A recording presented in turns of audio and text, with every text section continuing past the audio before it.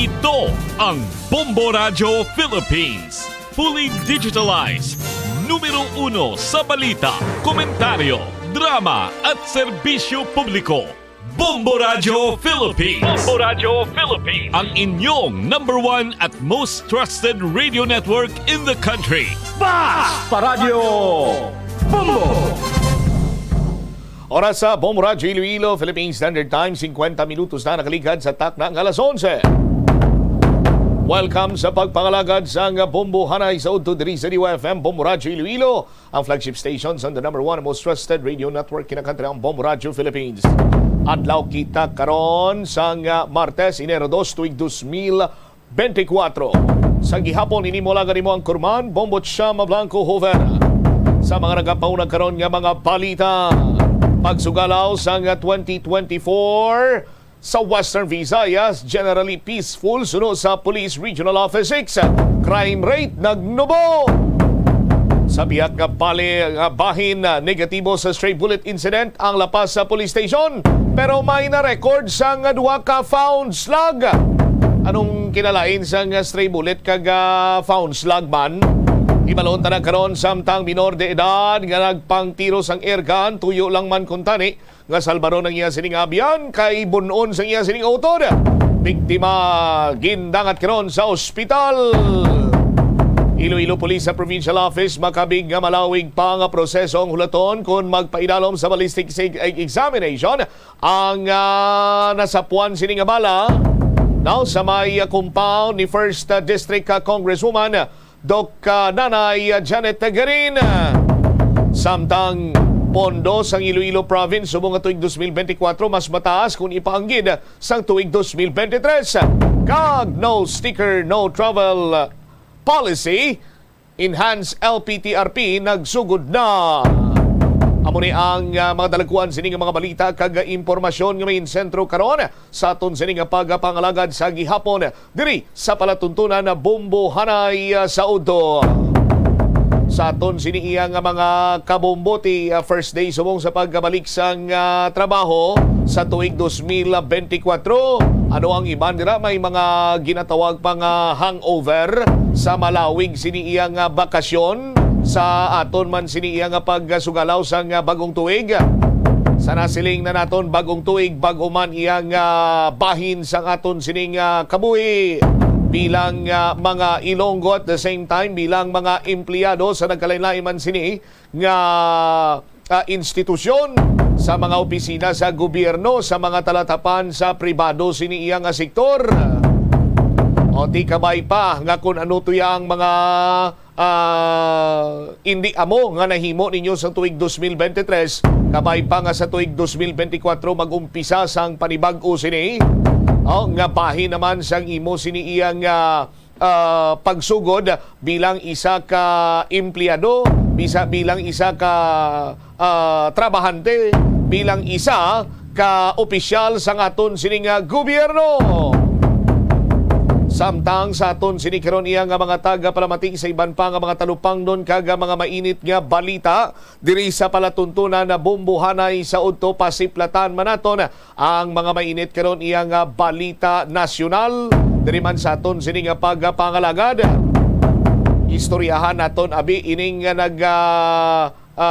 mambal naton ang latest nga consolidated report sa bahin karon sa pulis or sa aton sining kapulisan may kang tanan sa sining mga firecracker related injuries tinakalabot na karon sa 443 ining na record sang aton sining kapulisan lakip na sina diri Manwa may isa ka kumpirmado nga ginbawian sang kabuhi. O ginkonfirmar ini sa Department of Health, no, ang DOH na nga isa ka persona ang napatay or ginbawian sa kabuhi bangod man sa firecracker related incident. Ang insidente iya dito ni natabo sa may Ilocos region, no, isa ka 38 anyos nga lalaki, now nga ginsindihan sang sigarilyo or nagsindi sang sigarilyo, lapit iya sa firecrackers or sa palupok samtang nga nagainom, na kaupod ang iya sining mga abyan. O tiya muning isa sa mga nagakadapat kung tani nga hindi giniya magsamo ang Ilimnon, ang Pusel, ang palupok sa pagsugalaw sa bagong tuig. Ang Department of Health nakarecord sang 212 kapanibag-o sini iyang injuries sang tinalikdan sining adlaw. Samtang lapit ini nga magdoble sa total count nga 443. Ang datos nalakip diri sa first confirmed stray bullet nga kung sa diin nakapilas sang 23 anyos nga individual nagikan sa Davao Region. Nag-angkon ini siya sang gunshot wound sa naibabaw kag nalikod nga parte sang iya sini nga lawas. Ang Philippine National Police diri karon nag-report sang death due to a stray bullet pero wala pa ini ma-verify sang Department of Health. Ang panibagong nga kaso karon nag-range mga kabombo nagikan sa isa ka tuig tubtub 71 anyos. No? Nga kung sa din ang median age sandig iya sa DOH amo ang 22. 79 diri sa kaso sa mga firecracker related injuries nagikan iya karon sa mga kalalakinan. No? Kag at least 206 or 97, no? Ang mga bago sini nga kaso nagluntad sa ila sini nga balay kag sa kilid sa nga dalan. Sa kilid sang dalan niya 102.49 porsyento ini ining 49% bangod ini sa illegal nga palupok sandig diri sa ginpagwa nga statement sa nga Department of Health. May ara man sang anom sini ka kaso nga ginpang-utdan gin sang ila sini iya nga kamot. No? Sa aton sini karon iya nga mga kabumbo. May ara man sang injury nga nagtugas ang kabulag. No? May isa nga nabungol, no? Nga kung sa diinti naglabot sa duha sa aton sini karon nga mga kabumbo di hamakon nimo masaulog kas bagong tuig bulag kay mo ya masugalaw kagali sa bagong tuig or pagbulag sang tuig pagkatuig 2024 bungol ka na imo ya. Tinagakadapat gid lamang sa aton sini nga mga kauturan nga mangin leksyon man ini maserbe leksyon man ini sa aton para nga likawan na naton ang pagpinalupok sa tagsa kamagsugalaw sa nga bagong tuig. May report man diri banwa nga mayara sang nakatulon sang palupok, no? Isa ka apat ka tuig nga bata nga lalaki. Ang iya natulon, Watusi. Ay, sus Maria kag Jose pa muna ginahambal naton nga ang Watusi. Isa man ini sa mga ginakabig illegal nga palupok. Sa aton sini karon nga mga kabombo. Ang dugang nga detalye kag impormasyon sa mga nagapauna kag dalakuan nga mga balita lokal inyo bantayan sa padayon nga pagpalayag sa bomboanay sa udto pagkatapos ang Bombo Network News.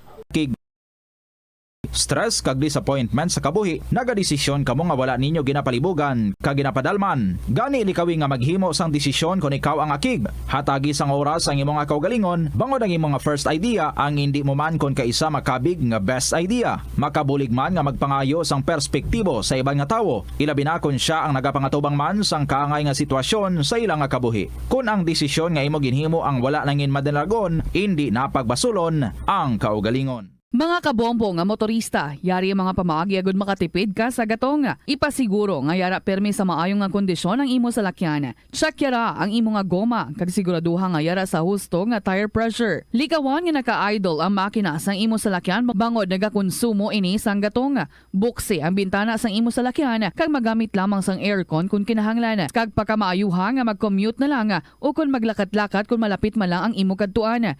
Likawan ang aggressive driving kag padalaga ang imo salakyan sa husto lamang nga katasigon. Agud makalikaw. Ito ang Bombo Radio Philippines. Fully digitalized. Numero 1 sa balita, komentaryo, drama at serbisyo publiko. Bombo Radio Philippines. Bombo Radio Philippines. Ang inyong number 1 at most trusted radio network in the country. Sa Radyo Bombo! Magandang tanghali Pilipinas! Sa namang oras sa buong mundo, narito na ang Bombo Network News Noontime Edition. Araw ngayon ng Martes, Enero 2, taong 2024. Sa ulo ng ating mga balita, ang pamahalaang Pilipinas nakatutok pa rin sa sitwasyon ng mga overseas Filipino workers at iba pang mga kababayan natin na nandun sa Japan, kaugnay pa rin ng 7.5 magnitude na naitala doong lindol. Sa ating international news, malalakas na aftershock sa Japan, lalo pang dumarami mula sa 7.5 magnitude na lindol. Habang ang opposition leader naman sa South Korea, sinaksak raw sa liig. Si Pangulong Ferdinand Bongbong Marcos Jr. pinangunahan naman ang kauna-unahang sectoral meeting para sa taong 2024 kasama na ang Financial Action Task Group na kanyang binalangkas. Ang pagbabawal na sana sumampa sa Nazareno de Quiapo umani ng iba't ibang reaksyon. Higit 13,000 pulis ay ipapakalat naman ng pambansang pulisya para sa pagbabantay dito sa darating na traslasyon procession. Si Philippine Ambassador to Japan kinumpirmang walang Pinoy na nasaktan sa 7.5 magnitude na lindol na yumanig sa naturang bansa. Mamayabangan mga kabombo, mga ka-Star Nation sa mga pantalan at mga bus terminals na ngayon ay buhos pa rin ho ang bilang ng mga tao kaugnay ng pabalik na sa kanilang mga trabaho. Ang karamihan po matapos ang long weekend kaugnay ng holiday break. Samantala, isang pari na biktima raw ng ligaw na bala sa Baguio City sa nagdaang pagsalubong sa bagong taon. At sa ibayong dagat, pagbabawas ng puwersa ng Israel doon sa Gaza, umaani ngayon ang positibong reaksyon sa iba't ibang mga bansa, kabilang na ang kanila mismong mga kaalyado. At live nationwide via satellite, dumako na tayo sa mga detalye ng ating mga balita. Iniulat ng Department of Foreign Affairs na patuloy pa rin ang kanilang pakikipag-ugnayan at pagsasagawa ng mahigpit na monitoring para sa kalagayan ng mga overseas Filipino workers na nasa bansang Japan matapos nga ang pagtama ng 7.6 magnitude na lindol na kalaunan ay ini-update ho ito bilang 7.5 magnitude na lindol. Habang sa Pilipinas naman ay 7.4 magnitude ang nai-record ng Philippine Institute of Volcanology and Seismology gamit naman ang kanilang sariling pasilidad.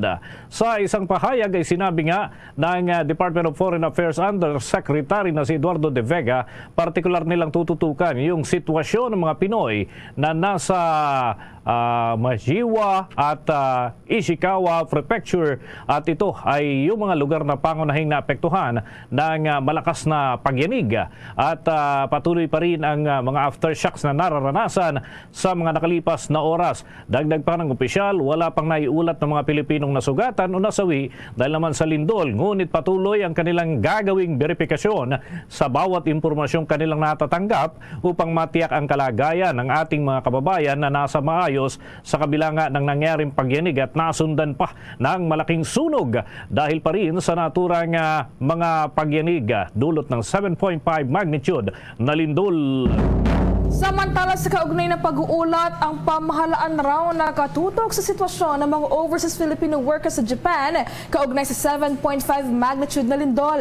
Habang Department of Labor and Employment naman sinabing matagumpay ang mga pagdaraos nila ng job fair sa taong 2023. Yan ang mga balitang tinutukan ni Bombo Kelly Cordero. Nakatutok ngayon ng Department of Foreign Affairs sa kalagayan ng mga manggagawang Pilipino sa Japan na kung saan tinamaan ng 5.7 magnitude na lindol. Ayon kay Department of Foreign Affairs Undersecretary Eduardo de Vega, wala naman umanong nasugatan o naiulat na nasawi dulot ng naturang lindol. Pero patuloy nilang minomonitor ang sitwasyon ng mga overseas Filipino workers sa Ishikawa Prefecture, isa sa mga lugar na mahigpit na tinamaan ng lindol. Ito ay para masiguro umano ang kaligtasan at kalagayan ng mga overseas Filipino workers. Samantala sa ibang balita naman, sinabi ng Department of Labor and Employment na matagumpay ang kanilang mga pagdaraos ng job fair sa taong 2023.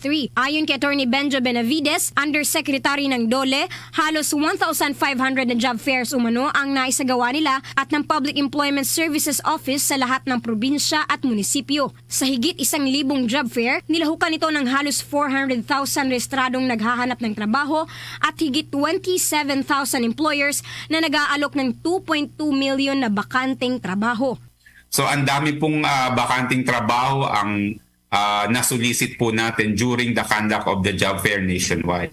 At based po doon sa mga isinagawa pong job fair, meron po tayong mahigit pong 57,000 na mga tinatawag pong hired on the spot. Ibig pong sabihin nun, right there and there, na-hire po yung mga manggagawa doon po sa lugar kung saan po sila nagkaroon o lumahok ng job fair. Dagdag pa rito, nakapagtala rin ang ahensya ng higit 103,000 near hires o yung mga malapit na ma-hire na may mga kakulangan lang umano sa requirements o hindi natapos na interview. Ani Benavides, sa kabuuan, naging maganda ang pagsasagawa ng ahensya ng job fair. Para sa Bombo Network News, Bombo Kelly Cordero nag-uulat para sa #1 and most trusted radio network in the country, Bombo Radio Philippines. Basta Radio, Bombo!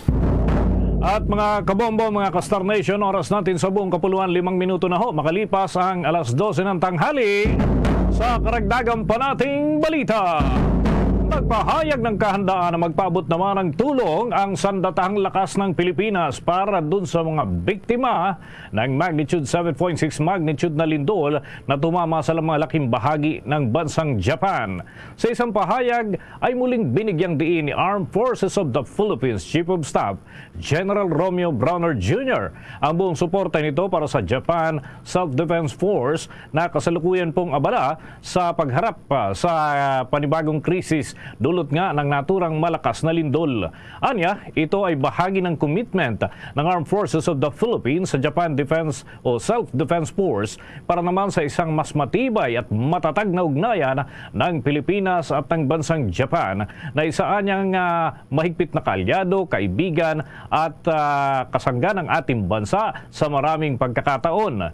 Kung maalala mga kabombo, ang naturang malakas na lindol ay bumungad nga sa malaking bahagi ng Japan sa pagsalubong pa man din sa bagong taong 2024. Kaugnay nito ay naglabas na ng tsunami warning ang Japan Meteorological Agency doon sa mga coastal prefectures ng Ishikawa, Niigata at gayon din yung Toyama bilang paghahanda sa banta ng malalaking hampas ng alon na posible raw magdulot ng malaking pinsala doon sa mga nasa gilid ng dagat dahil pa rin sa malakas na pagyanig. Dito naman sa Pilipinas ay pinawi na ng Philippine Institute of Volcanology and Seismology ang pangamba sa anumang tsunami dahil hindi na umano aabot sa Pilipinas ang epekto ng malalaking alon sapagkat napakalayo na ng panggagalingan nito at hindi direktang nakatutok dito sa may bahagi ng Pilipinas ang malalaking alon na posibleng ma-generate ng naturang 7.5 magnitude na lindol. Bombo International News. Sinaksak sa leeg ang Democratic Opposition Leader ng South Korea na si Lee Jae-myung habang bumibisita sa gagawing airport sa southern port city ng Busan. Ayon sa ulat, inatake si Lee ng isang lalaking may edad na 50 pataas habang nagaganap ang question and answer session kasama ang media. Nilapitan nito si Lee para magpa-autograph raw at nagpakilalang supporter nang bigla nitong sugurin at saksakin ang kaliwang bahagi ng leeg ng opposition leader gamit ang nasa 20 to 30 centimeters na haba ng isang armas. Hindi nawala ng malay si Lee habang sinusugod sa ospital ngunit patuloy ang pagdurugo ng kanyang leeg nang dahil sa naturang pag-atake. Agad naman inaresto sa crime scene ang suspect at sa kasalukuyan si Lee ay isa nga po sa isang mga human rights lawyer na tumakbo sa pagkapresidente noong taong 2022 sa South Korea, ngunit siya ay nabigo. Samantala sa dagdag pang mga pag-uulat mula sa ibayong dagat, pinangungunahan ni Pangulong Ferdinand Romualdez Jr.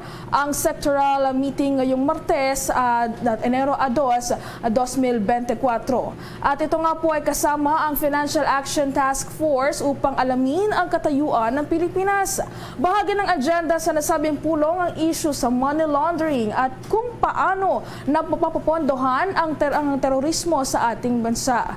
At kaugnay nga po niyan, kasama din sa napag-usapan kung paano tumutugon ang bansa sa anti-money laundering at terorismo. At ang mga opisyal na dumalo ay ang mga sumusunod na kinibilangan po yan nila Executive Secretary Lucas Bersamin Jr., Special Assistant to President Antonio Lagdamea Jr., at Department of Trade and Industry Secretary Alfredo Pascual, Department of Finance Secretary Benjamin Diokno, Department of the Interior and Local Government Secretary Benjamin Abalos Jr. at CEZA Administrator Katrina Ponce Enrile. Gayon na rin si Department of Foreign Affairs Undersecretary Charles Jose at si AMLAC Attorney Matthew David at maging si Frederick Go at Presidential Advisor on Investment and Economic Affairs at ibang mga opisyal mula sa Security and Exchange Commission at iba't iba pang ahensya ng pamahalaan na kabilang po sa mga naimbitahan sa naturang aktibidad.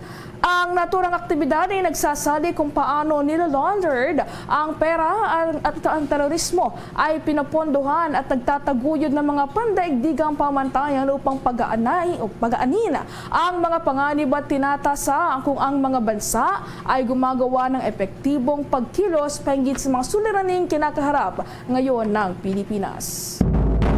Samantala, sa karagdagan pa nating pagbabalita, nakapagtala mga kabombo ng pagbaba ang Department of Health doon sa bilang ng mga kaso ng COVID-19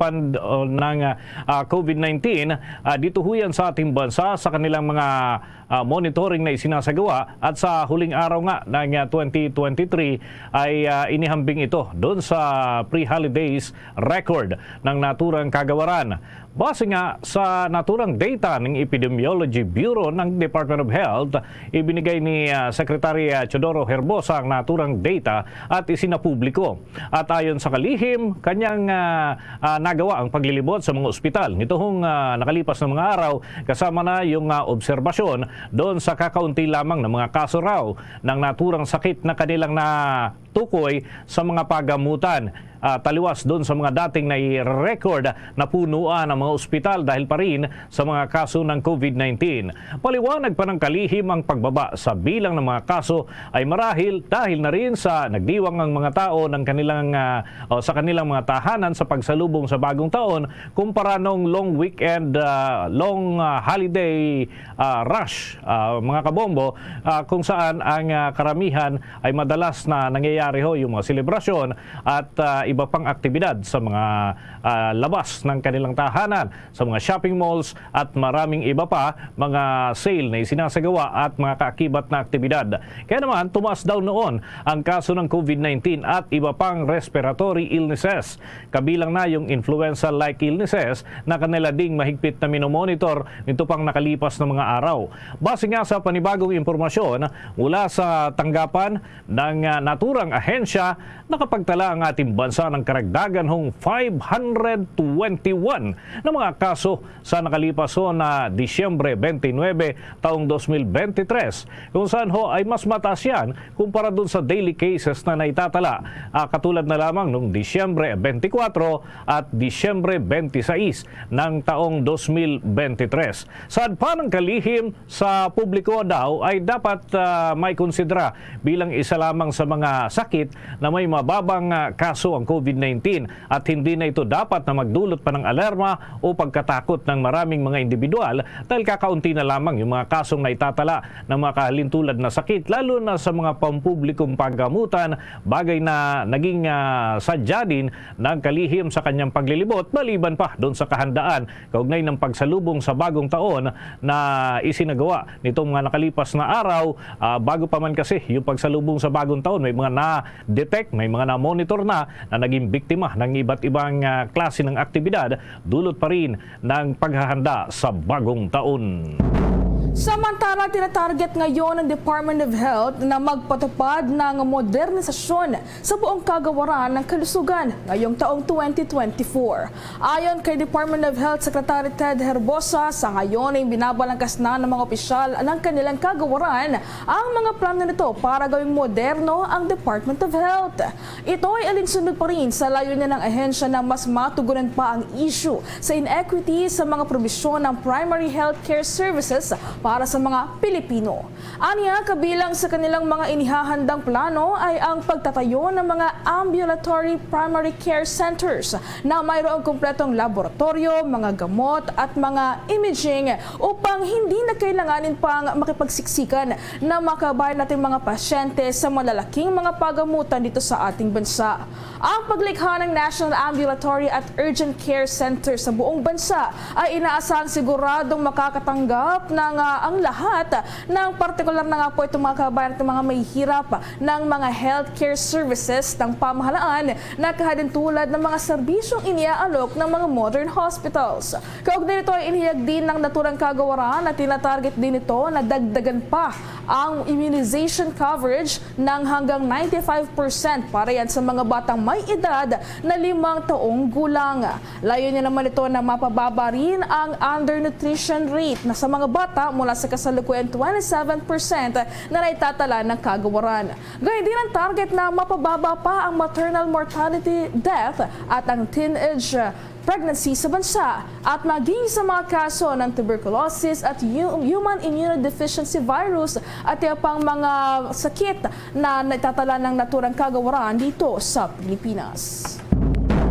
Sa mga karagdagan pa natin pagbabalita, abangan ho mamaya mga kabombo, mga ka-Star Nation, iba pang mga update hinggil ho sa sitwasyon dun sa Japan na tuloy-tuloy pa rin ang nararanasang aftershocks dulot ng 7.5 magnitude na lindol. Pero sa ibang balita muna, umaani ho ngayon ng magkakaibang reaksyon ang mga pahayag ng Simbahang Katolika dyan sa Quiapo sa lungsod ng Maynila na hindi na raw maaaring akyat o makasampa ang mga deboto sa andas ng Nazareno de Quiapo sa darating na mga araw kaugnay ho ng aktibidad o yung tinatawag nating Traslasyon Procession. Ang ilang deboto ay nalulungkot dahil daw mismo yun ang kanilang panata, ang makasampa kada taon doon sa ibabaw ng andas. At ayon nga kay Father Hans Magdurulang, tagapagsalita ng Nazareno 2024, may maliit na pagbabago ang naturang mga patakaran ay papairal ngayong Nazareno de Quiapo 2024 festivities at kabilang dyan yung pagbabawal na sa mga deboto na umakyat at magpunas o kaya naman ay humalik doon sa naturang imahe na ito mga kabombo. Ang mga pagbabago ay gagamitin mismo sa kapistahan ng Nazareno de Quiapo at kanilang i-anunsyo naman yung pinal na kabuuan ng mga patakarang gagawin o yung mga adjustment na dating ginagawa sa mga nakalipas na taon, ngunit ngayon ay hindi na paiiralin bilang parte ng kanilang mga pag-iingat.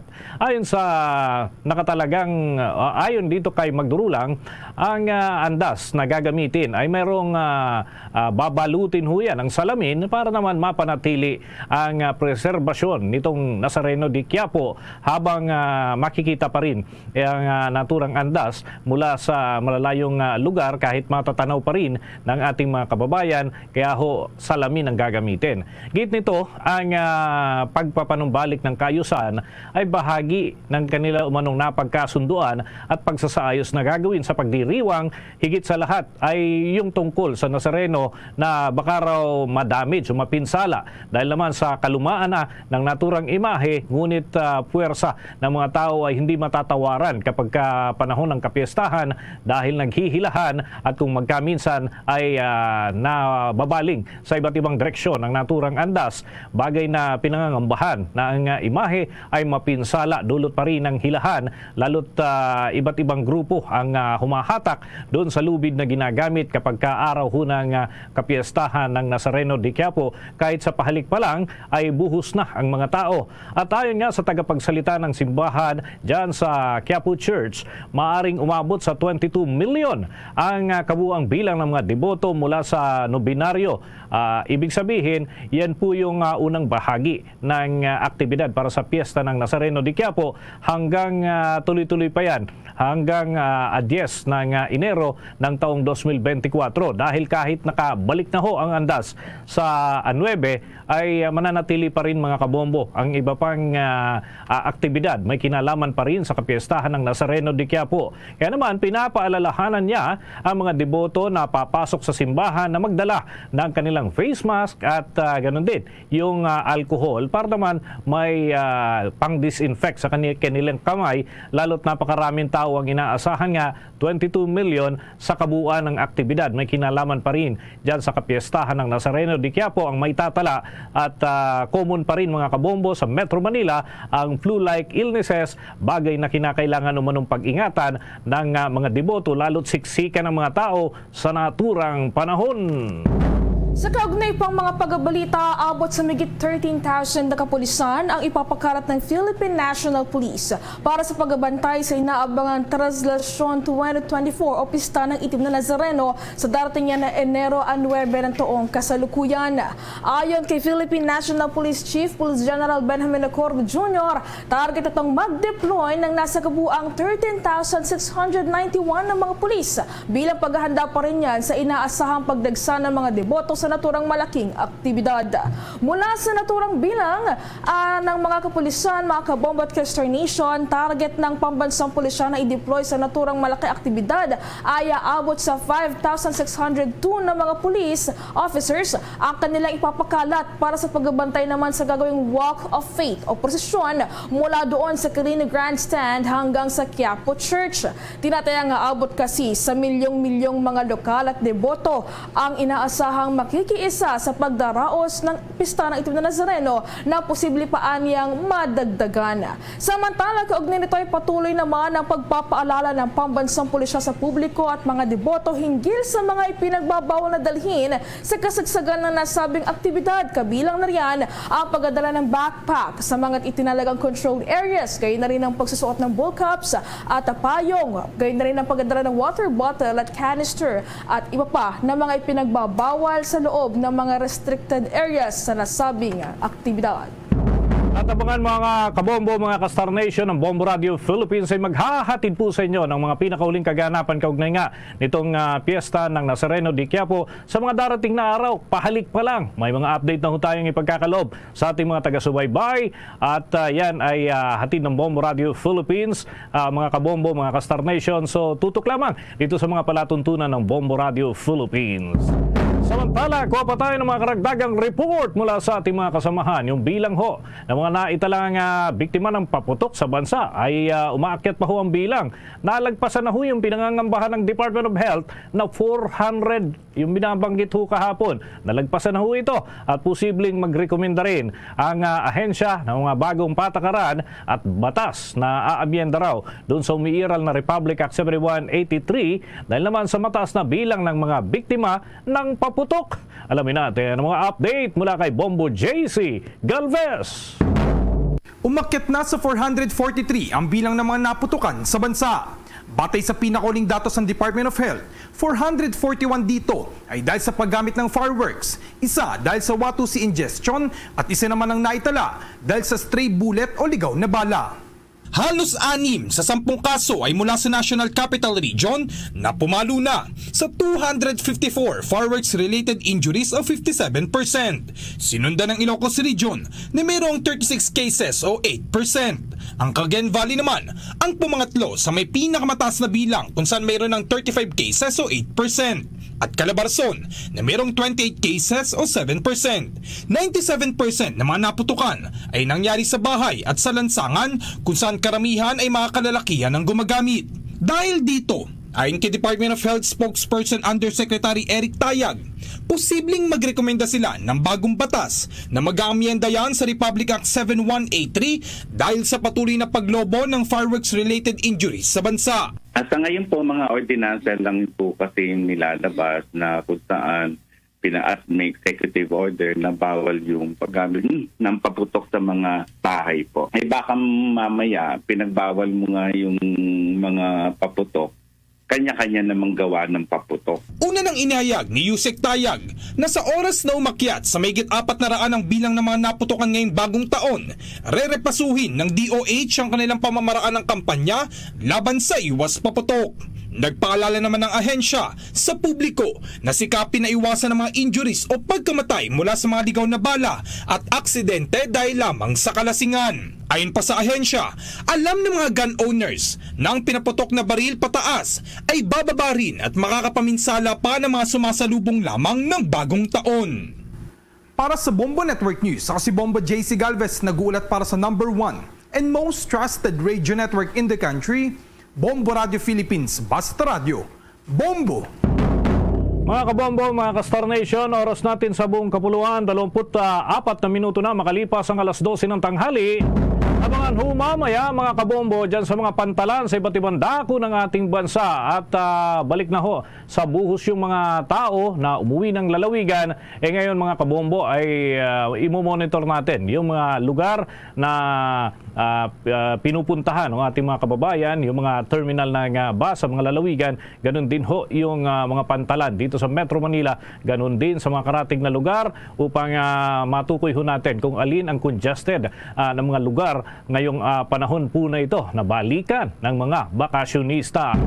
Yan at iba pang mga balita, susunod na.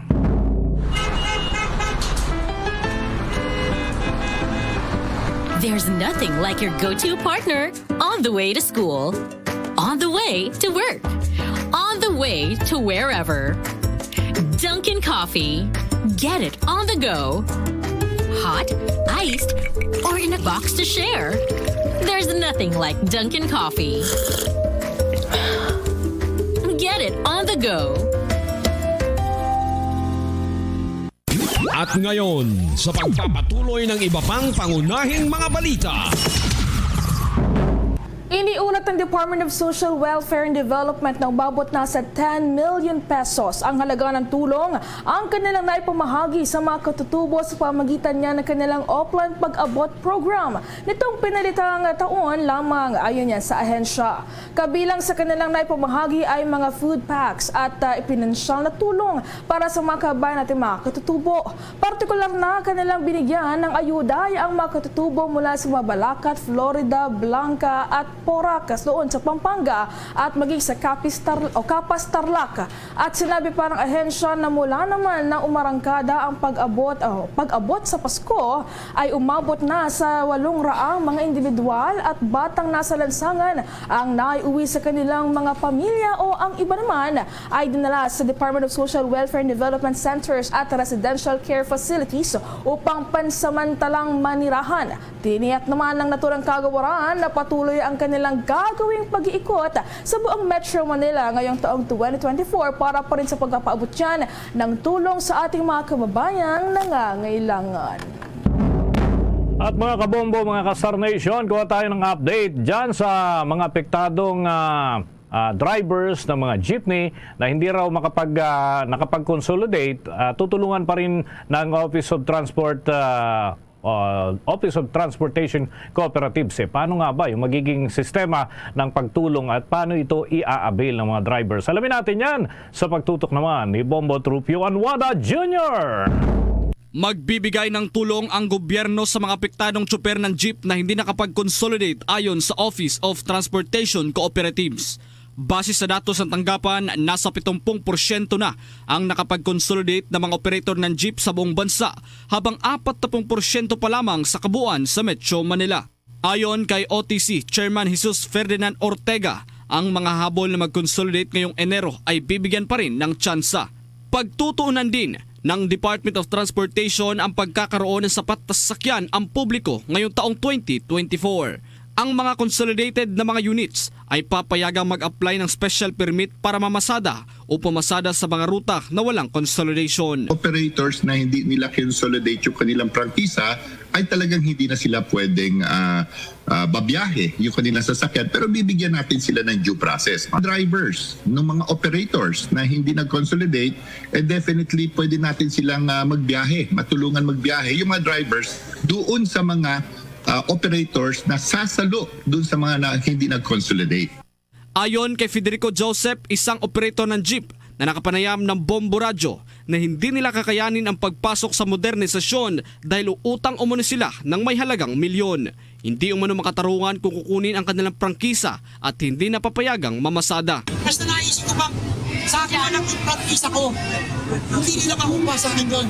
Kasi nakandam ko yun ng sarili ko lang. Walang tinulong ang gobyerno.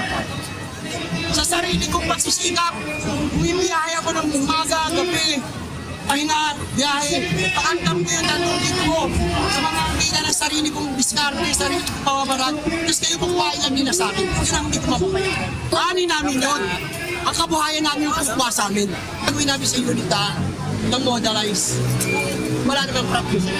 Tapos, makakabiyahe kami kung magpapasa kami sa kanila para makabiyahe yung unit na sa amin na mag-practice sa kanila.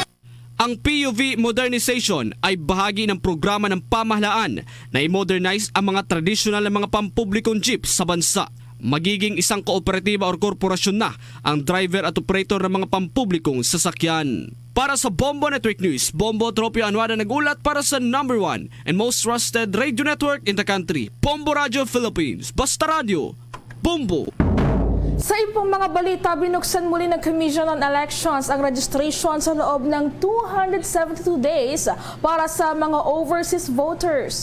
Ang deadline nito ay sa darating na Setyembre at 30 ng taong 2024. Para po sa mga magpapatala, dalhin lamang ang inyong valid Philippine passport sa pinakamalapit na Philippine Embassy o Consulate General o sa mga itinakdang registration centers sa Pilipinas. Maaaring magparehistro upang makaboto sa 2025 national and local elections. Magpa-update na rin po ng mga address at iba pang mga detalye at gayon na rin na magpa-check at magpa-reactivate ng voter registration status ang mga kinakailangang mga botante na kinakailangan ng kaukulang updating sa kanilang mga data.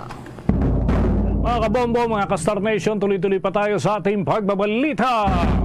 Abangan din mamaya mga kabombo, mga ka-Star Nation, ano kaya reaksyon ng panig nitong si Alex Ayala sa magandang regalo umano sa kanya, pagtaas ng kanyang ranking sa tennis, mga kabombo, mga ka-Star Nation. Sa dagdag nating balita, inaasahang ipagpapatuloy ng mga negosyanteng Chinese ang pamumuhunan dito sa Pilipinas. Yan ay sa kabila ng umiigting pa ring tensyon sa pagitan ng dalawang bansa o Pilipinas at ng China. Isa kasi sa mga prominenteng investment promotion agencies ng gobyerno ang tinitingnan yung China bilang pangunahing source ng foreign capital. At ayon nga kay Philippine Economic Zone Authority o PEZA Director General Tereso Panga, ipagpapatuloy pa rin nila ang pag-promote sa bansa doon sa pamumuhunan, lalo na para sa mga Chinese businessmen at sa kabila huya ng territorial row, sapagkat ibang usapin naman umano ito at kinakailangan magpatuloy ng kalakalan ng dalawang bansa sa kabila ng mga tensyon at hiwalay na usapin sa teritoryo dyan sa bahagi ng West Philippine Sea. Sinabi din ng pinuno ng Philippine Economic Zone Authority na isang Chinese company at American firm ang nakikipagtulungan at nag-apply na ho sa kanila para naman mag-develop ng kanilang sariling economic zone dito mismo sa Pilipinas na nagpapakita na hindi natitinag at hindi natitibag ang matibay na pagtutulungan. Ang pinag-uusapan ay yung tungkol sa kalakalan ng mga bansa na kaugnay pa rin ito sa kabila huyan ng tensyon dyan sa pagitan ng Pilipinas at ng China sa West Philippine Sea at yung big ticket investments ay importante yung manong magpatuloy pa rin sa mga darating na panahon, lalo na ngayong 2024. Matatandaan mga kabombo na noong Oktubre ng taong 2023, sinabi nga ng opisyal na hahanap sila ng mga paraan para makapaghikayat pa ng mas maraming investor mula sa Taiwan at China. Kakibat ho ng mga planong makapagsagawa ng investment mission doon sa Xiamen at ganoon din yung sa Dongguan, Shanghai, Yunnan at maging sa Chongqing. At base nga sa record ng naturang tanggapan mula ho sa Investment Promotion Agency noong Mayo ng nakalipas na taon, mayroong 164 na Chinese companies ang naitayo dito sa specific areas, partikular na yung para sa Special Economic Zone ng ating bansa sa ilalim ho ng programa ng Philippine Economic Zone Authority. at inaasahan na tataas pa yan at lulobo ngayong 2024 kakibat ng mahigpit na kampanya ng pamahalaan na palawakin pa ang mga investment kahit ng mga dayuhan na nagtutungo dito sa ating bansa. Samantala, may inilaan ng Bureau of Customs na target collection ngayong taong 2024 na nagkakahalaga sa 1 trillion pesos. Ito ay matapos na mahigitan nila ang mahigit na 900 billion pesos na revenue target noong nakalipas sa taong 2023. Ayon kay Bureau of Customs Assistant Commissioner and Spokesperson Attorney Vincent Philip Marolina, hindi ito magiging problema kung patuloy na pag-iibayuhin nila ang kanilang revenue efficiency process. Sa nasabing paraan, anya, ay mabilis silang makakapag-engganyo ng mga mamumuhunan dito sa ating bansa. Nagkaroon ng malaking tulong ang magandang kalakalan at ekonomiya sa mga pantalan ng Maynila, gayon na rin sa Batangas, sa Cebu, sa Davao at maging sa Cagayan de Oro para malampasan ang collection target noong taong 2023. At yan mga kabomba, at patuloy na pinagtututukan ngayon ng naturang kagawaran para sa pag-unlad na rin ng ating ekonomiya. Oras natin sa buong kapuluan, 25 minuto bago sumapit ang alauna ng hapon. Wala pa tayo ng mga karagdagang update mga kabombo sa ating news team sa iba't ibang dako ng Metro Manila dahil yung working na status nitong mga individual na nagsisiuwian mga kabombo ay matapos ang mahabang holiday. Ano kaya yung ginagawa ngayon ng pamahalaan dahil sa buhos ng mga tao dyan sa mga terminal? Paano sinisecure at paano tinitiyak na safe yung mga biyahe? May mga inspection kaya? Sapat kaya yung kanilang mga inspection team para ho alamin kung anong sitwasyon o yung roadworthiness ika nga ng mga sasakyan na gagamitin sa pagbiyahe ng mga ito. Alamin natin yan sa pag-uulat ni Bombo Victor Liantino. Bombo Dennis, nandito tayo ngayon sa isang terminal ng bus sa lungsod ng Pasay kung saan tuloy-tuloy pa rin nga na nagsisidatingan etong mga pasahero mula sa kanilang mga probinsya matapos ang mahabang holiday break. Kabilang na rito, etong ang mga biyahero o pasahero na nagbakasyon dito sa Metro Manila at ngayon ay patungo naman sila sa kanilang mga probinsya. Mabilis lang Bombo Dennis, etong palitan ng mga bus dito sa terminal at halos 10 minuto lamang etong pagitan. Dala-dala ng mga ito ang mga pasahero na nagdiwang ng Pasko at bagong taon sa probinsya kasama ang pamilya at mga mahal sa buhay. Samantala maluwag rin ang terminal dito sa aking lokasyon. Hindi nga kagaya noong nakasagsagan ng uwian ng mga pasahero kung saan siksikan at halos mag-unahan na sa pila para lang makasakay at makauwi sa kani-kanilang mga lugar. Isa nga sa nakapanayam natin kanina ay si Leopoldo Cala Jr., 74 years old, na galing nga sa Lemery, Batangas. Masaya ang naging pagdiriwang ng Pasko at pagsalubong nito sa bagong taon dahil aniya ay nakapiling niya ang kanyang mga anak, apo at ang kanyang pamilya. Nagkaroon rin sila ng family reunion at konting salo-salo kaya't sulit ang kanyang pag-uwi. Naging komportable naman aniya ang kabuuan ng kanyang biyahe pabalik ng Metro Manila dahil walang traffic sa daan. Narito ang bahagi ng pahayag ni Leopoldo Cala Jr. sa panayam ng Bombo Radio. Okay. Kasama ko yung mga anak ko tsaka yung mga apo. Hindi, kasi ako naman ay basta makita ko lang yung mga anak ko doon sa bahay, nag-reunion kami, may konti saro-saro, ayos na lang. Maayos yung biyahe, wala akong traffic. Galing kami ng terminal doon sa Batangas, walang traffic, dire-diretso. Hindi po, wala pa pong pasahero nung ako yung umalis doon. Mas maaga. Kasi nung palis na yung bus namin, marami na pumasok na mga pasahero. Pero nung maaga ako doon, medyo konti pa lang. Nakapanayam rin natin si Jing Barrera na galing rin sa Lemery, Batangas at ayon kay Jing, naging masaya rin ang pagdiriwang nito ng bagong taon sa kanilang lugar. Sa panuan niya ng bakasyon ay talagang sinulit nila ito para magsaya, kumain at gumala sa kanilang probinsya. Narito ang bahagi ng pahayag ni Jing Barrera sa panayam ng Bombo Radio. Sa Batangas po, Lemery. Masaya po, madaming mga fireworks ngayon. Kumain, lumabas, gumala. Hindi traffic, maluwag yung biyahe.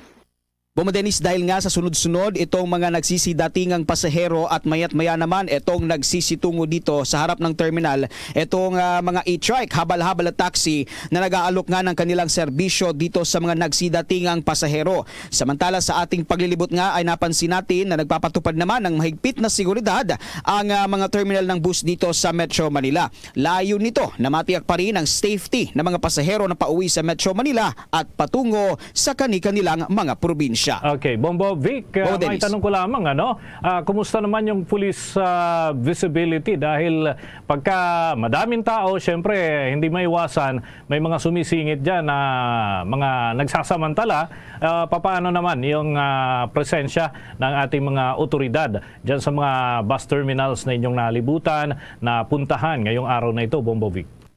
Bombo Dennis, dito sa aking lokasyon, dito sa particular dito sa my terminal, dito yan sa lungsod ng Pasay, ay may nakita tayo kanina na isang mobile ng Philippine National Police na nagsasagawa nga ng checkpoint doon sa may bahagi. Dito yan mismo sa may harapan ng bus terminal dito sa aking lokasyon, Bombo Dennis. Si Bombo Marlene may tanong din. Yes, Bombo Marlene. Bombo Victor, last time kasi dagsarin yung mga pasahero sa mga terminal na uuwi sa kanilang mga probinsya para magdiwang ng holiday season. Sa ngayon ba, Bombo Victor, kasi last time may mga namonitor tayo ng mga nagkainitan ng ulo dahil doon sa mahabang pila. Ngayon ba na nagsisibalikan na dito sa Metro Manila itong mga kabayan natin at pila pa rin, dagsa pa rin dyan sa mga terminal itong mga pasahero? May namonitor ka bang mga nagkakainitan ulit ng ulo dahil pa rin doon sa ilang mga aberyang posibleng kanilang nararanasan sa mga terminal, Bombo Vic? Bombo Dennis, Bombo Marlene, wala tayong na-monitor na ganyan nagkakainitan ng ulo dahil nga ay maluwag etong mga pasahero dito at kagaya nga ng nabanggit ng mga na-interview natin sa terminal na kanilang sinakyan naman mula doon sa kanilang probinsya ay maluwag rin at mabilis lamang itong ang proseso sa pagbili ng ticket pabalik naman dito sa Metro Manila, Bombo Marlene. Yun, mapapasana all ka na lang, at least systematic yung kalagayan dyan sa napuntahan ninyo. Sana ganun din doon sa ibang mga bus terminal sa Bombo Victor para maiwasan yung mga sigalot at bangayan ng mga mananakay na mga pasahero. Thank you so much. Sa mga update pa, kukuha pa tayo ng mga karagdagang impormasyon mula dyan sa mga iba pang mga lugar sa inyong paglilibot, Bombo Victor. Para sa Bombo Network News, Bombo Victor Liantino nag-uulat para sa #1 and most trusted radio network in the country, Bombo Radio Philippines. Basta Radio, Bombo! Oras natin mga kabombo, mga ka-Star Nation sa buong kapuluan ay ganap na hong 17 minuto bago sumapit ang alauna ng hapon. The time check was brought to you by Dunkin, pasalubong ng bayan. Sa pagpapatuloy ng ating mga pagbabalita, nagpatupad na ang Bureau of the Treasury ng National Insurance Indemnity Program upang magbigay ng coverage para sa mga mahalagang asset ng gobyerno na may mga strategic plans. Ang nasabing programa ay unang sasakupin ang nasa 132,862 ng Department of Education school buildings na may tinatayang halaga na aabot sa mahigit 800 billion pesos. Sinabi ng kawanihan na sakop nito ang premium para sa pilot program gamit ang naging labis na payout na natanggap nito mula sa catastrophe bond. At nagsimula nga ang insurance policy kahapon, unang araw po ng Enero ng taong 2024. Ang proyektong ito ay insured ng Government Service Insurance System o yung GSIS na may layuning protektahan ang pananalapi ng pamahalaan mula sa hindi inaasahang pagkalugi dahil sa mga sakuna tulad na lamang ng pagtama ng bagyo at lindol at gayon na rin para tiyakin ang access sa pagpopondo pagkatapos ng kalamidad para sa muling pagtatayo. Pero hindi kagaya ng pagbili ng single asset insurance, ang programa ay gumagamit ng isang portfolio approach upang maikalat ang panganib at i-maximize ang paggamit ng mga premium budget ng ating pamahalaan. Bombo Weather Update. Nagbabala ang mga eksperto hinggil ho sa papalapit na namumuong weather system na posibleng maging low pressure area sa mga darating na araw. Batay sa record at data ng Bombo Weather Center, isang low pressure area ang maaaring mabuo sa susunod na 36 na oras at hanggang sa mga susunod pang araw ang mga kabombo dyan sa bahagi ng Pacific Ocean. At posibleng ito ay lumikha ng sirkulasyon na maaaring maging unang sama ng panahon para sa taong 2024. Gayunman ay hindi pa matiyak ng mga eksperto kung saan babaybay ang naturang posibleng sama ng panahon na magiging kauna-unahan naman sa taong 2024. Sa ngayon ay maliit naman ang tsansa nito na mabuo bilang ganap na bagyo, ngunit hindi pa rin inaalis ang posibilidad na ito'y makaapekto sa mga lugar na nasa silangang parte ng ating bansa. Partikular ho dyan ang Eastern Visayas na unang tutumbukin kung sakasakali, ganun din ang Caraga Region at maging ang Davao area at maging sa kung tataas naman ang direksyon ng naturang namumuong sirkulasyon ay baka makaapekto ito hanggang bahagi ng Bicol Region. Kung matatapat naman sa mga panahon ng pagbiyahe, maaaring maapektuhan ang mga kababayan natin kahit walang itataas na signal warning, o pwede namang magpairal ng gale warning na siya namang makakahadlang doon sa paglalakbay ng ilang mga sasakyang pandagat, lalo na sa kasagsagan ng malalakas na pagbuhos ng ulan at pabugso-bugsong hangin na nagdadala ng malalakas na hampas ng alon na nagdudulot nga ng panganib sa maliliit na sasakyang pandagat. Sa karagdagan pa nating balita, mga kabombo, mas prioridad ngayong taon ng Department of Health ang pagpapaigting pa doon sa healthcare system ng ating bansa. Sa kabila ng ito ang kanilang naumpisahan sa mga nakalipas na taon, mas paiigtingin pa umano dahil maging sa kanila ay nais nilang mapabilis ang mga proseso ng pagtatag ng healthcare facilities sa iba't ibang panig ng ating bansa upang hindi na magtungo pa dito sa Metro Manila yung mga kinakailangan magproseso ng mga dokumento at iba pang pangailangan na nasa saklaw ng kagawaran ng kalusugan. Layunin nito na makapaghatid agad ng state-of-the-art medical services at laboratory services sa mga mahihirap nating kababayan na nasa malalayong lugar, partikular na yung mga itinuturing na liblib na lugar at hindi dati nararating ng tulong ng mga ahensya ng pamahalaan. Kaugnay nito ay ibinida naman ng Department of Health ang specialty hospitals, libreng laboratory at meron ding konsulta at mga pagamutan, pati na yung mga gamot mismo para sa lahat ng tao. Ang implementasyon ng Universal Healthcare Law at ang marami pang iba na naitatag naman sa ilalim ng mga inisyatibo ng naturang kagawaran at inaasahang mas mapalalawak pa umano ito kapag ka nagkaroon na ng mga tanggapan na siyang tututok sa bawat lokasyon doon sa mga lalawigan hinggil pa rin sa kampanya ng Department of Health. Nagsasagawa na ng follow-up operation ang mga otoridad sa insidente ng stray bullet o ligaw na bala po yan na naitala doon sa bahagi ng Marikina. Ayon kay Eastern Police District Director Wilson Azueta, maaaring matukoy ang may-ari ng ginamit na baril na liable na sa ligaw na bala sa pamamagitan niya ng ballistic examination, liban na lamang kung ang baril na ginamit ay loose firearm o ito po yung mga hindi lisensyadong baril na karaniwan anyang wala itong official records.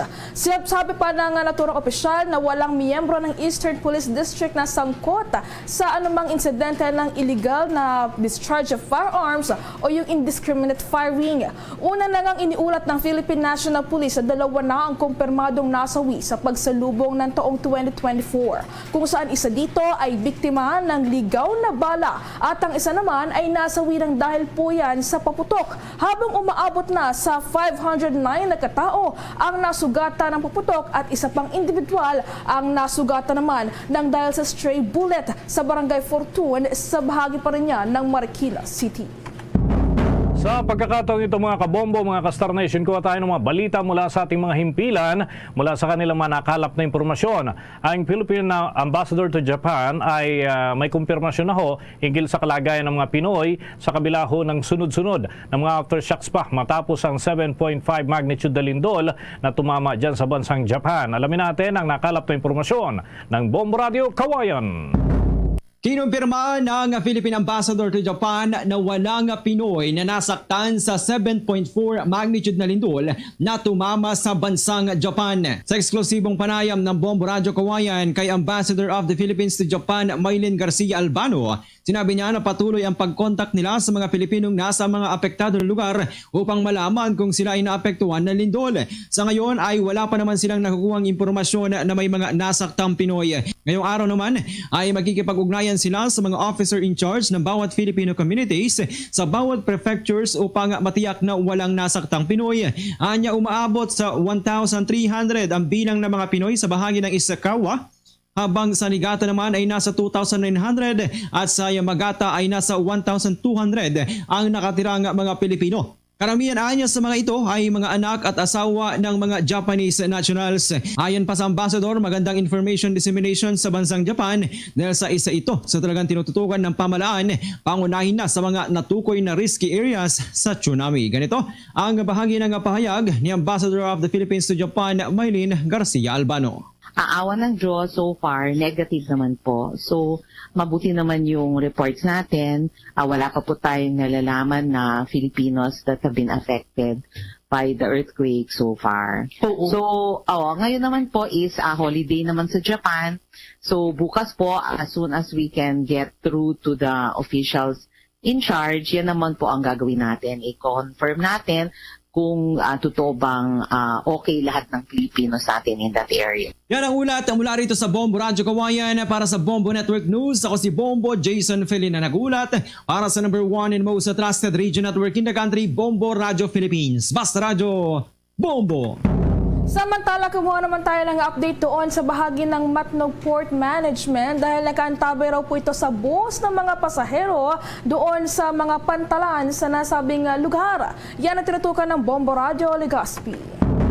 Hindi pa gaanong nararamdaman ang dagsa ng mga pasahero sa pantalan ng Matnog sa Sorsogon ngayong araw. Ayon kay Matnog Port Acting Division Manager Aquiles Galindez sa panayam ng Bombo Radyo Legazpi, matumal pa ang pagdating ng mga pasahero at rolling cargos dahil hindi pa anya bumabalik ang ilang mga nagbakasyon sa kanilang mga probinsya. Sa kabila nito, tinitingnan na posibleng bukas o sa mga susunod na araw ay unti-unti nang tataas ang bilang ng mga biyahero sa pantalan. Batay sa tala ng naturang tanggapan ay nasa 5,000 hanggang 6,000 kada araw ng mga pasahero lamang ang naitala bago ang pagdiriwang ng bagong taon. Mas mababa ang naturang bilang sa 10,000 mga biyahero kada araw noong nakalipas na Pasko. Sinabi ni Galindez na posibleng dahil ito sa kooperasyon at pagsunod ng mga biyahero sa kanilang panawagan na bumiyahe ng mas maaga upang maiwasan ang siksikan sa pantalan. Karamihan ng mga nagsiuwi ng kanilang mga probinsya para magbakasyon, malamang yon ay magsisibalaikan din mula ngayong araw hanggang sa mga susunod na araw, para galing ng Visayas at Mindanao papuntang NCR naman, Metro Manila. Para sa Bombo Network News mula rito sa Bombo Radyo Legazpi, Bombo Romela sa Kayan Wanda sa nag-uulat for the number 1 and most trusted radio network in the country, Bombo Radio Philippines, Basta Radio, Bombo!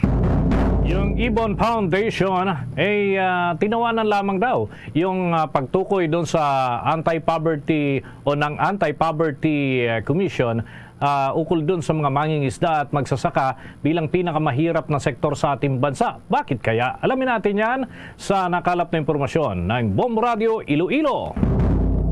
Natawa na lang si Ibon Foundation Executive Director Sunny Africa sa pagtukoy ng National Anti-Poverty Commission sa mga magsasaka at mangingisda bilang pinakamahirap na sektor sa bansa.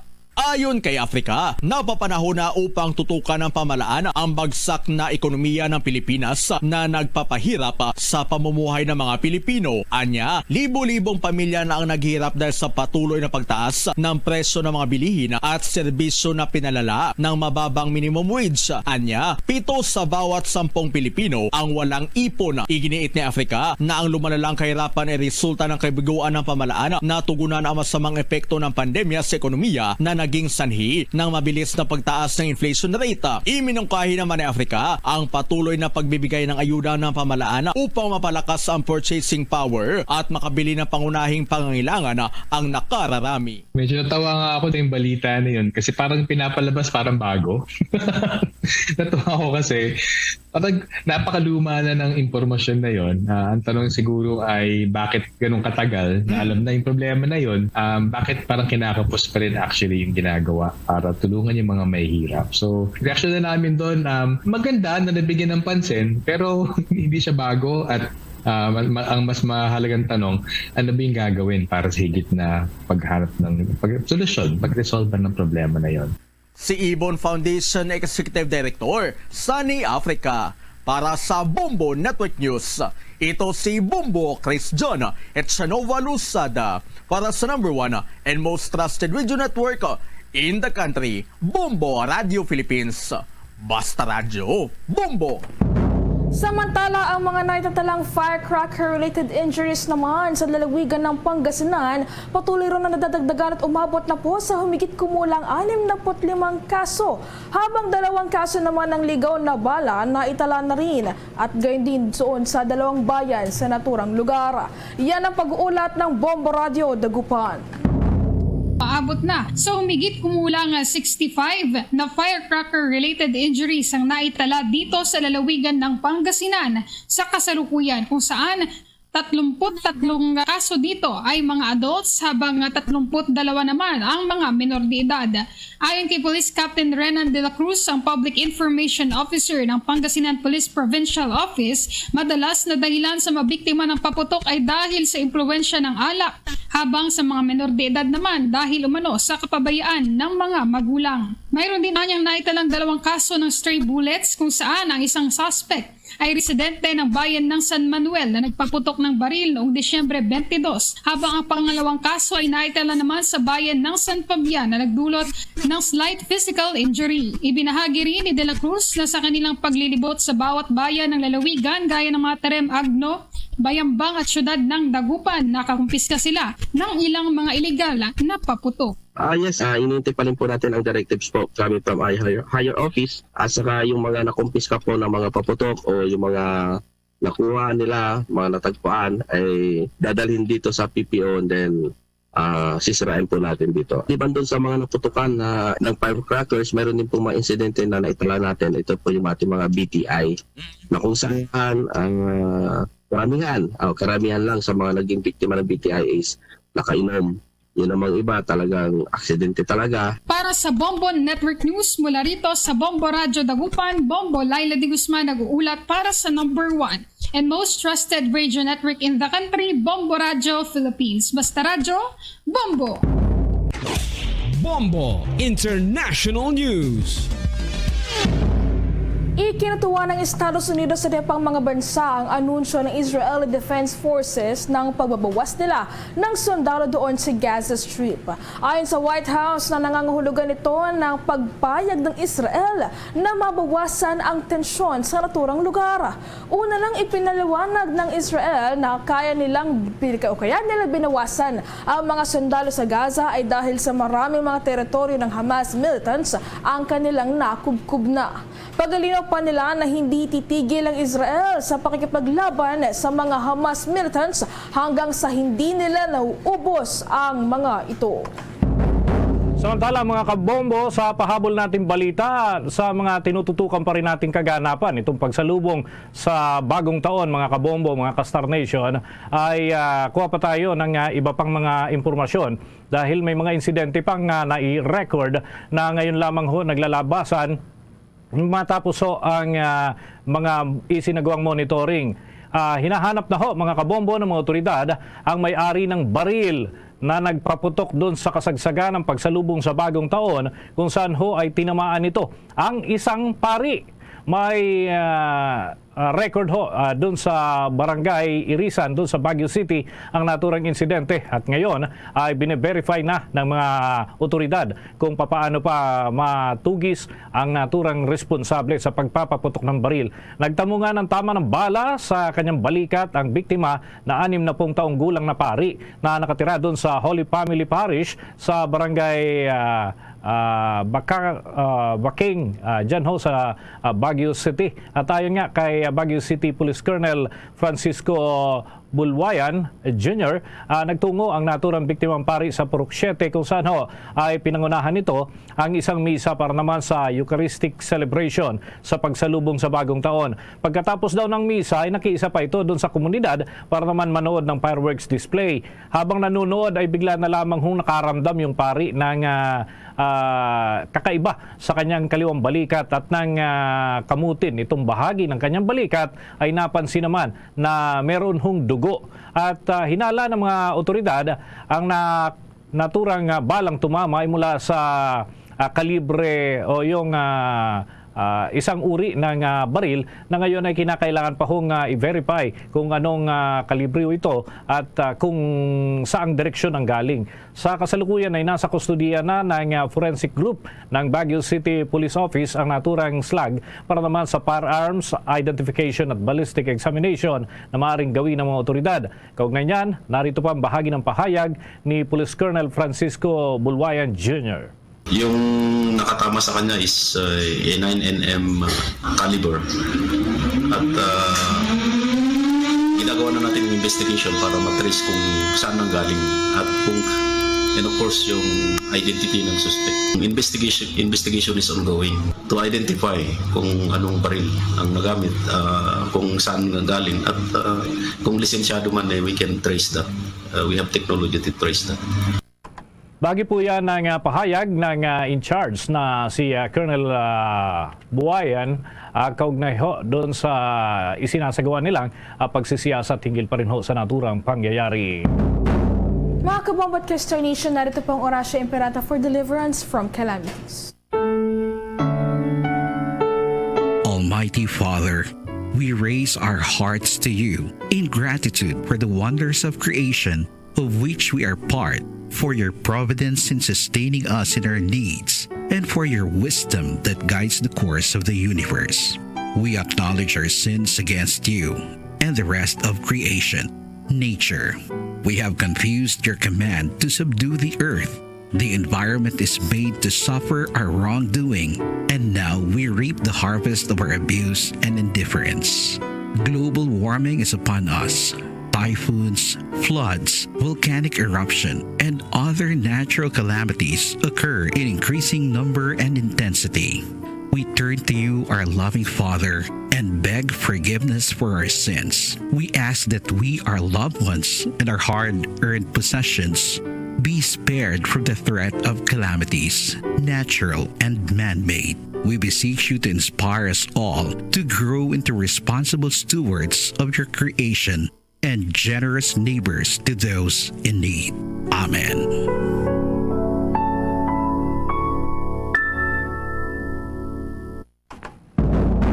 Mga kabombo, mga ka-Star Nation, habang tayo ay tumututok ng mga kaganapan dito sa Metro Manila sa pamamagitan ng Bombo Radio News Center at Bombo Radio Philippines, maaari din kayong tumunghay sa aming mga local stations kung sa mga lugar ang inyong nais. Available po yan sa ating mga platforms sa ating official website, ang www.bomboradio.com.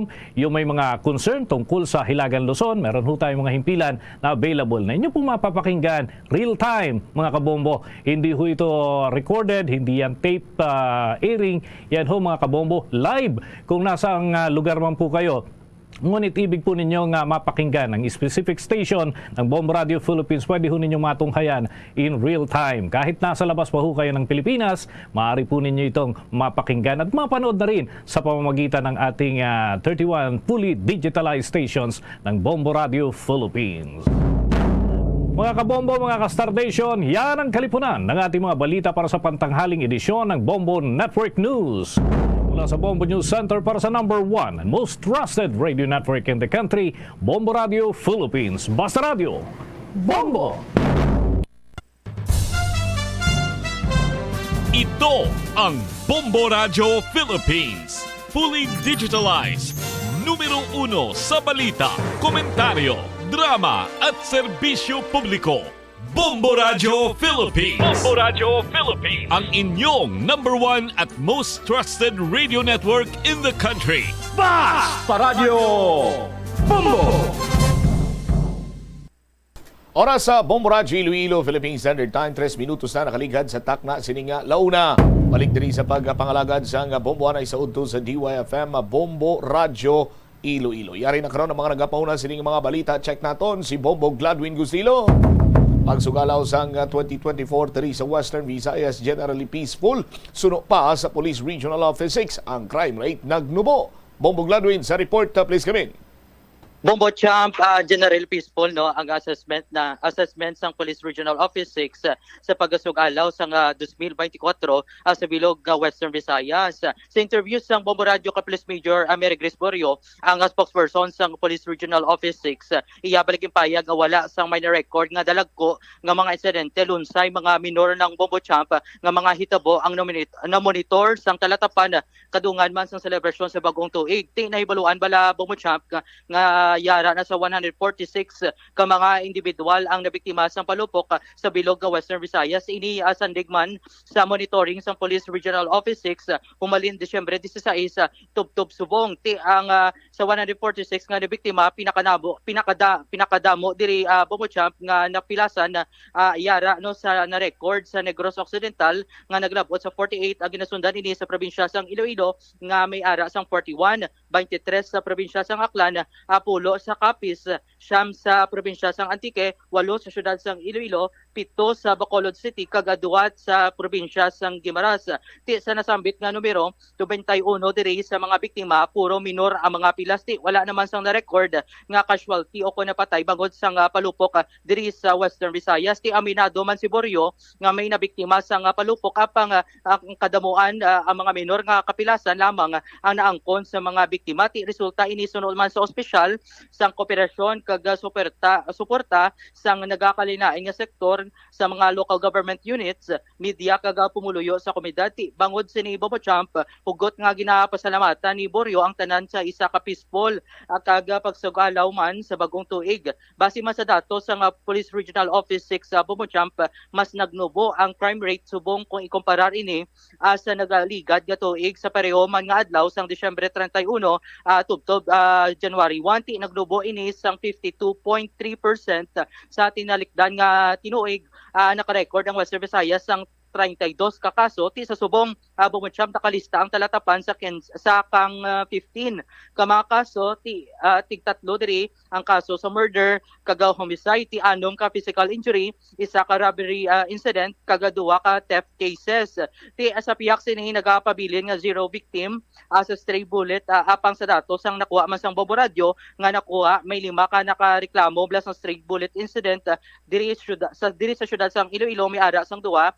Tatlo naman Bombo Champ sa probinsya sang Iloilo amo ang Banwasang Gimbal, Banwasang Pabiak kag Kalinog. Ti hindi pa ini makabig nga stray bullet incident kag padayon pa ang investigasyon sa mga kapulisan. Ti posible masulod ini sa pound slug nga kaso. Yari bala pamatian nato no si Police Major Mary Grace Borio, ang spokesperson sa Police Regional Office 6 sa aton interview. Ang pag-celebrate naton sa New Year 2024 diri sa Western Visayas, mahambal naton nga generally peaceful.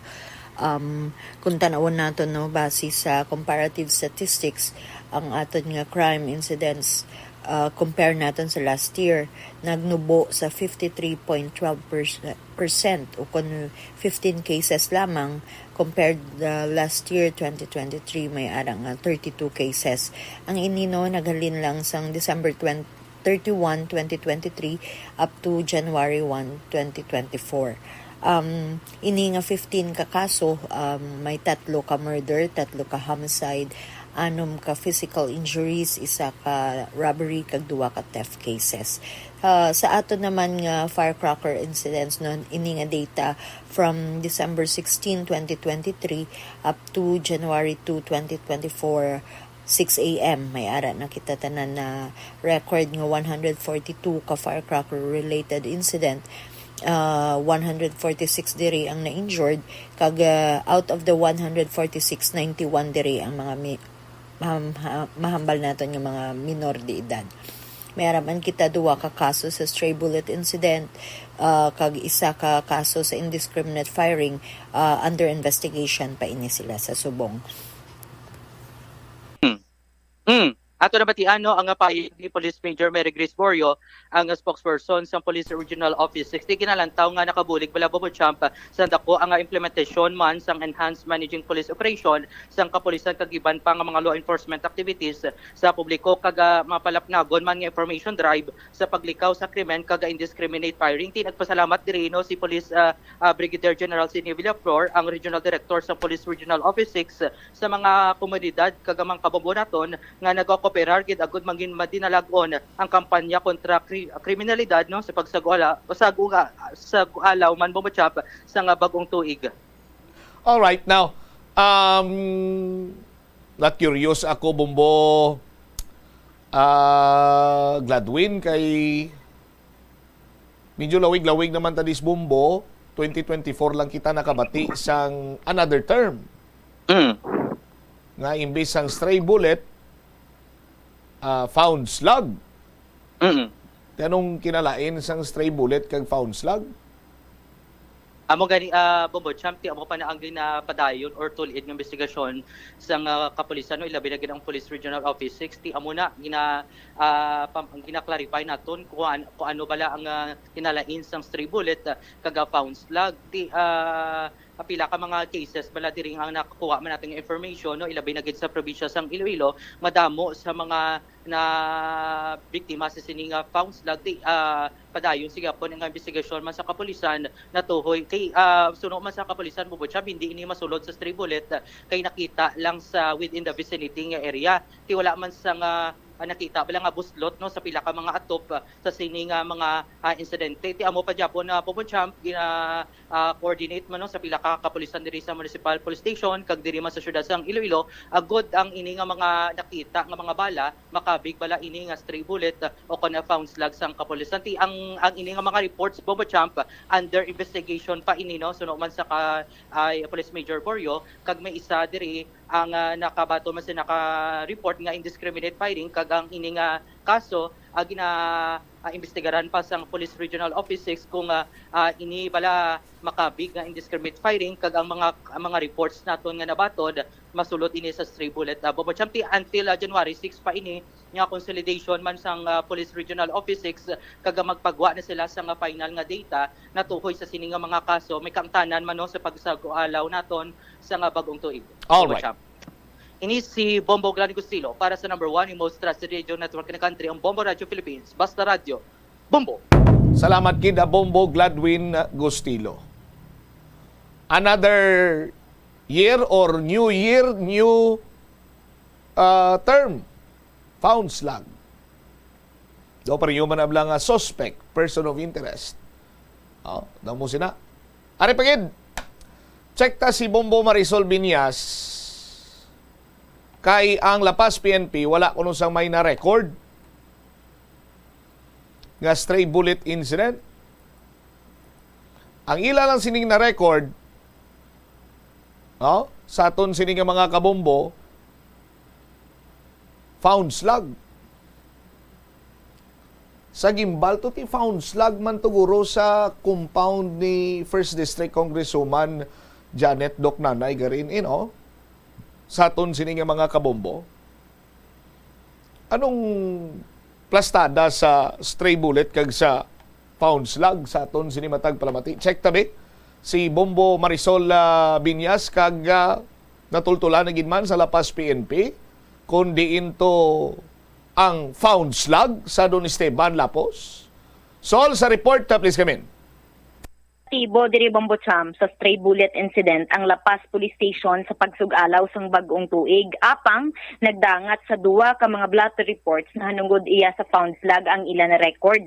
Sa interview sang Bombo Radio kay Police Lieutenant Meriglo Morden ang hepe o kon officer in charge sa Lapas Police Station, iyagin pahayag nga may nabaton ini sila nga mga duwa ka report na sang gapon nga adlaw na hanungod iya sa mga ginaaligar bala nga nakitaan sa sulod sang ila balay sang mga tinion nga ti nagapadulong ang tuig 2024 kag isa na gani diri na sa Puana Manila ako nakita nila ining insidente diri sa may barangay Don Esteban Bomochamp kag ti ginklaro diri ni Police Lieutenant Morden nga negatibo sila sa stray bullet incident no, bangod ang mga natumod nga bala nga nakit-an ang mga daan na iya kag wala sang trace nga may tigin pang agyan ini sang bala ang ti sa diin nga area nakit-an ang mga bala kag ti wala sang bullet hole bala sa mga balay sa diin nakit-an ang mga ini. Suno sa natungdan, isa lang ka found slug ang natumod nga insidente sa diin ginpatpat man sini ang kinalain iya sang found slug kag stray bullet. So ang stray bullet kuno ang if may imbolbado diri nga biktima, may na-injured kag ti sa diin bala may ginatuyo or gina-aim nga target pero lain ang naigo. Samtang ang amo na gani ang natuhoy iya nga report nga ti masiling nga found slug, amo ang isa amo ang ti may nakit-an lang kag ti wala sang ebidensya kun klaro balang ebidensya ang ti may inagyan diri sang bala kun amo nang natawag nga bullet hole kag isa pa yadto ka daan nga bullet no.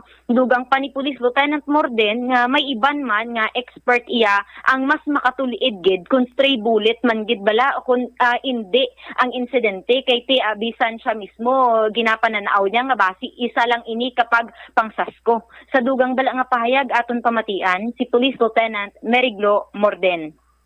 Negative kami di sa amon record. Ang amon di nakabot ang sa blotters ang akon nga sa police blotters ng SFS2 is information kang found slug.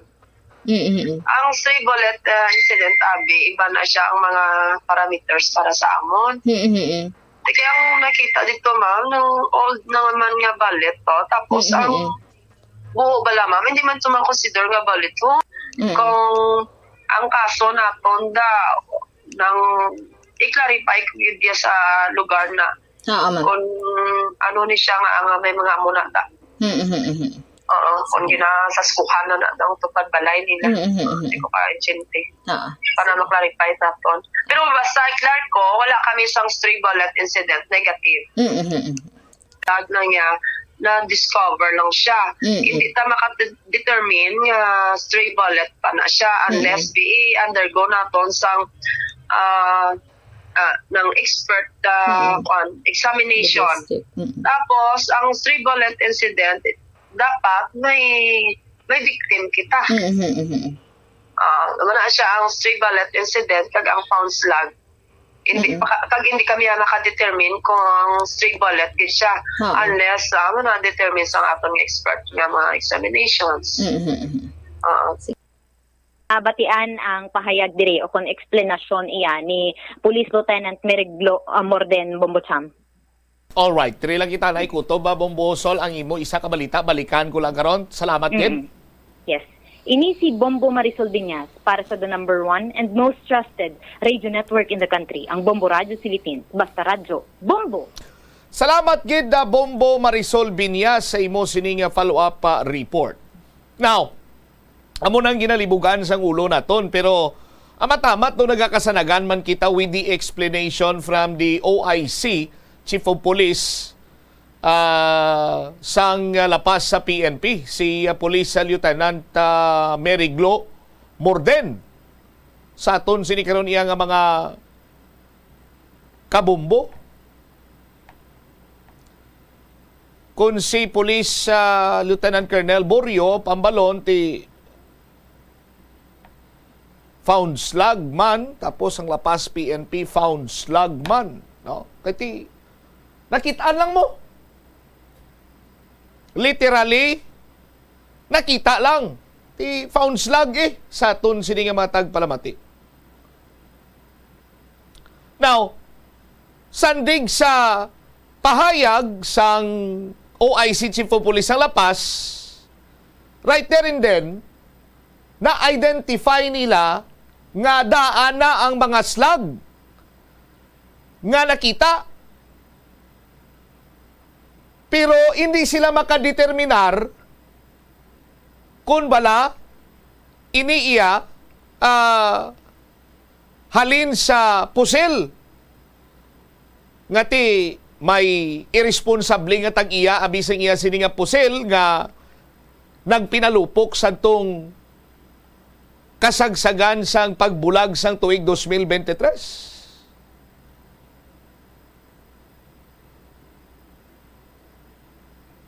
Sana siling ko na gani, banwa, subong ko lang niya na salapuan ang term nga found slug. Siguro ti bangod man sa mga talaksan or parameters sang aton sa mga kapulisan, may mga pagbag-o kung manotisyaran ninyo, may mga memorandum nga ginpagwa nga during sa mga hitabo, may krimen man or whatsoever, may masapuan man,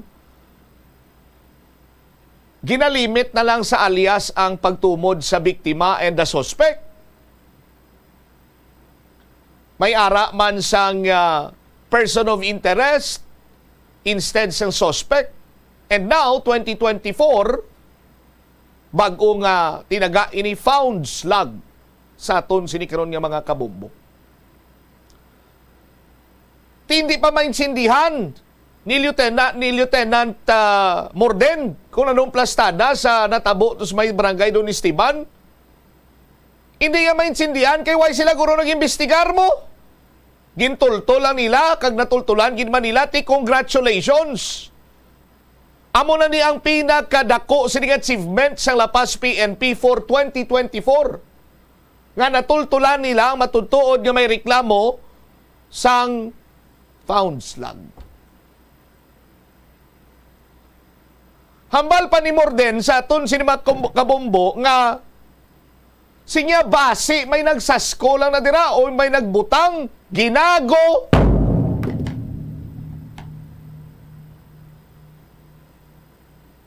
Sino man iya nga ungo, nga klase isang tawo, nga hulaton niya, ang pagbulag sang tuig, usikan niya gid sang tsimpo, kag ibutang to sa CR, ining slug. Abe, Lieutenant Morden, ma'am, paminsarabe, paminsara sang 2024 kabises. Nga anak kasiling ikaw nga sasko.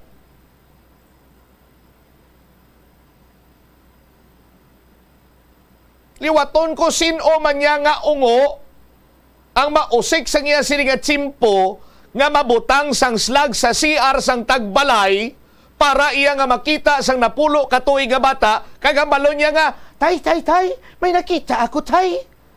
Nga, bala, tay. Oh.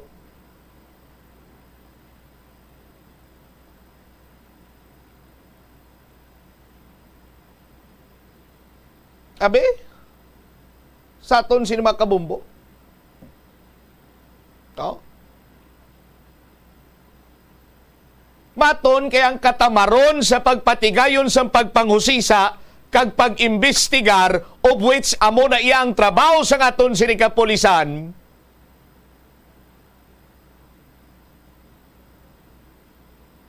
Para sa inyo ya compliance na lang. Ano mo, may order from the PRO6 or the Central Office nga pananglitan nga mayara sang record sa stray bullet. Pa-explika ro now ang tagsa ka Chief of Police nga amo na nga doga kudog ginang inyo siniya nga mga bindunggo da.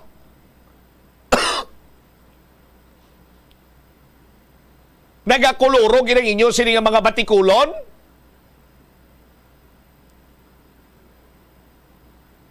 Granting for the sake of discussion, ti karon bi ko nang nangihi or nag-CR to nga napulo katuig sini nga bata naigo. Stray bullet mo but sa amin. No? Kaungo man si mo man. Kaya pound gani, nakita lang mo kung may naigo, stray bullet. Sus, pariya ka gusip. Siguro all throughout the years, bangod gani, isa daway man niya sang may na-solve nga kaso during New Year revelry, nga stray bullet sa aton sini nga mga kabumbo, nangita na lang isang pamaagi ang aton kapulisan para nga mapatahaw kag daw hindi amo sina iya kabugat nga pamatian nga may stray bullet incident sa isa ka area.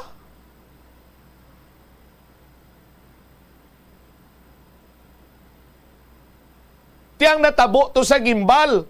First District Congresswoman Doc Nanay Janet Garin, ma'am, hindi ka magkabalaka kay found slug lang na. Hindi na stray bullet kung si Lieutenant Morden pang pambalon. Sinong Chief of Police ang Gimbal? Diyos, ano ganito? Diyos Kuro? Oh? Tanan-tanan na lang dayon iduso nila sa expert sa aton sinima kabumbo. Di ko mag-amo sinagali banwa, no need na kita ni sa mga investigator naton eh. No need na kita nga may mga chief of police pa kita dire. Idirektata na lang sa mga expert dayon kay para hindi na kita mag-usik sang tsimpo, panahon, kag resources.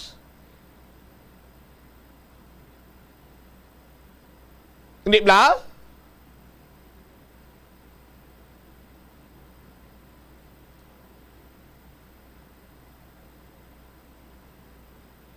Si Police Captain Felix Joso. Oh, ma'am, hindi to stray bullet ang nakita to gapon sa na-recover to gapon sa may compound ni Doc Nanay. Hindi to stray bullet, kundi found slug to, ma'am.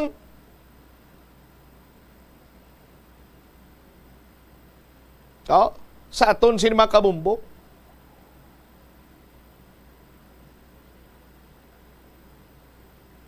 Tikon sa nasiling ko na gani, isalig na lang taton initanan sa mga eksperto sa aton sinima kabumbo, granting nga malawig pabing proseso sa pagtumod sini. Kinahanglan gid kun tani nga tumuro nyo eh. Kay man, trabaho nyo ini mo.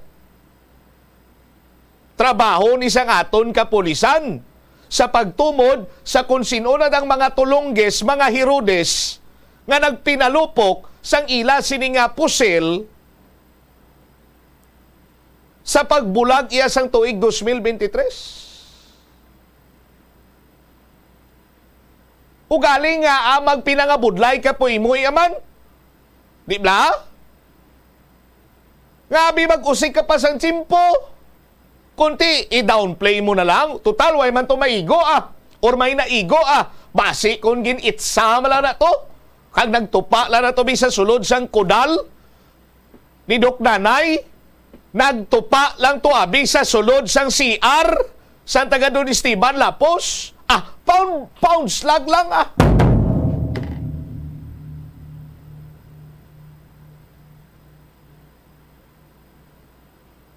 Oh? But the fact remains nga may nagpinalupok sang pusil sa pagbulag sang tuig na 2023. Kag makabig naton ina nga failure sa aton sini kapulisan,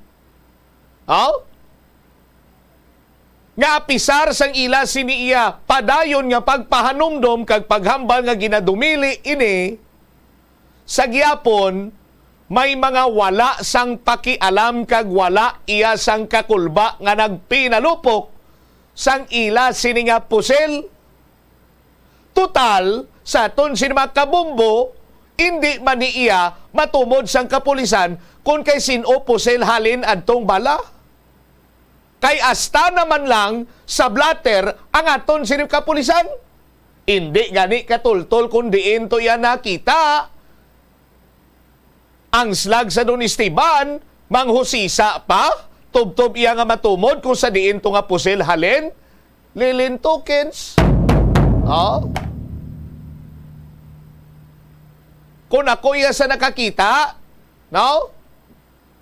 Mr. Sino to ngalan sa nakakita sa slag ni gapon taga Don Esteban to? Kung may misa sa buwas Merkoles, may misa, pabindisyone, pabuhui, tapos simuan na lang nangakulintas.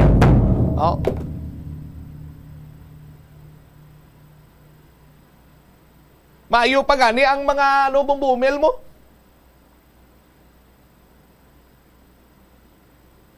Kay Solidio, amo na pilido yan, Solidio. Kay Mr. Solidio, sir, pabindisyonin na lang sa Merkoles, di gani sa Domingo. Ukon sa pizza 5 First Friday Mass, pabindisyoni, pabinditahi na lang na, pabuhui, kagabutangi na yun sang higot kag ikulintas.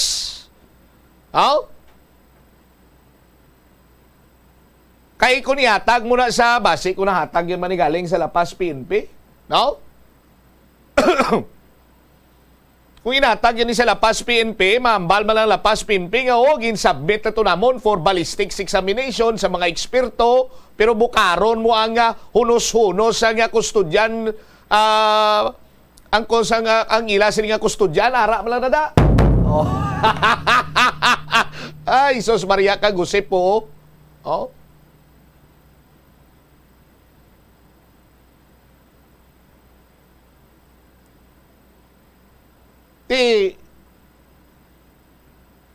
Pound slug. Oh. Okay, may problema. Pound slug, mama. Oh. Kung pound slug eh. Sagat tak binae sinyo man. Oh. Tiya mo na kuno ang balsang tupad balay ni Ro Anthony Solidio. No? Nya pabuan kuno kag ubrahon ko lintas. Oh.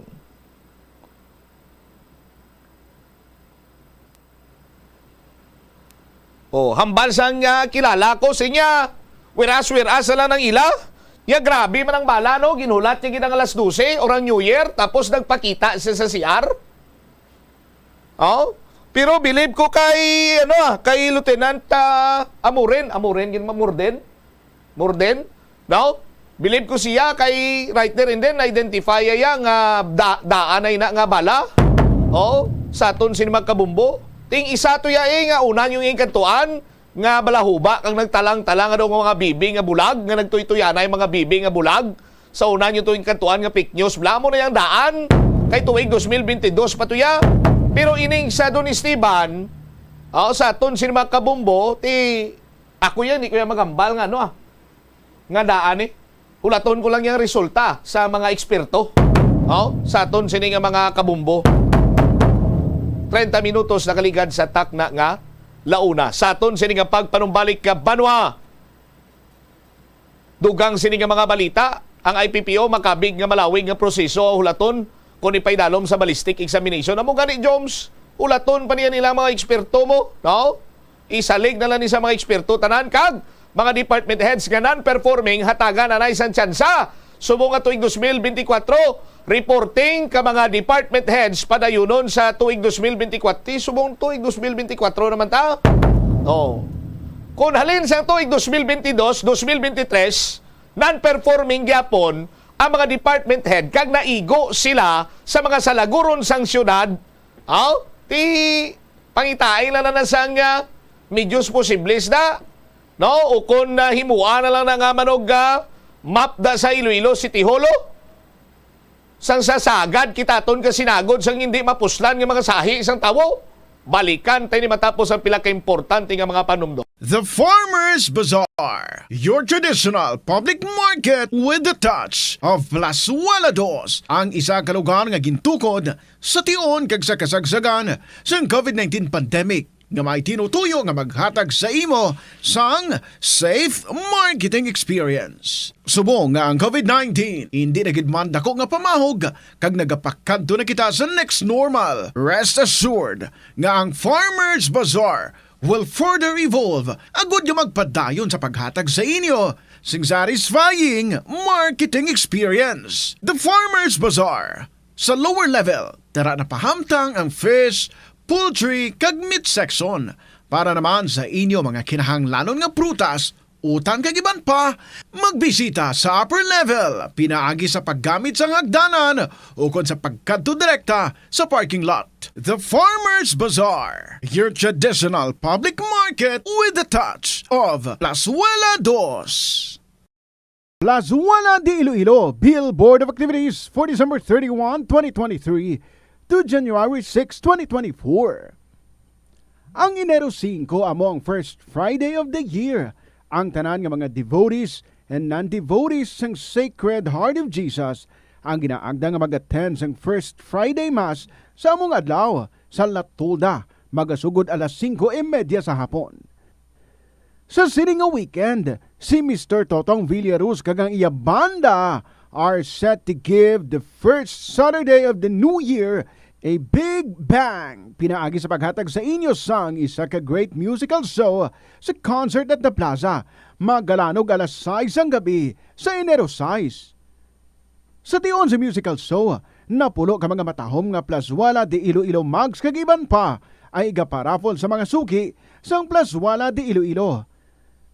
Sa Enero 7, Domingo, imbitadong tanan nga mangin kabahin sang Eucharistic celebration nga pagkahiwaton sa Latolda sa mga adlaw alas 11 sang aga. Sa tion sang misa, ipangamuyo naton sa Ginoo nga hatagan niya kita sang kaisog kag kabakod agod pa nga tubangon ang mga pagtilaw sang tuig 2024. Plus wala di Iloilo, we remain to be one with you in a common hope for a better community and a progressive country in 2024.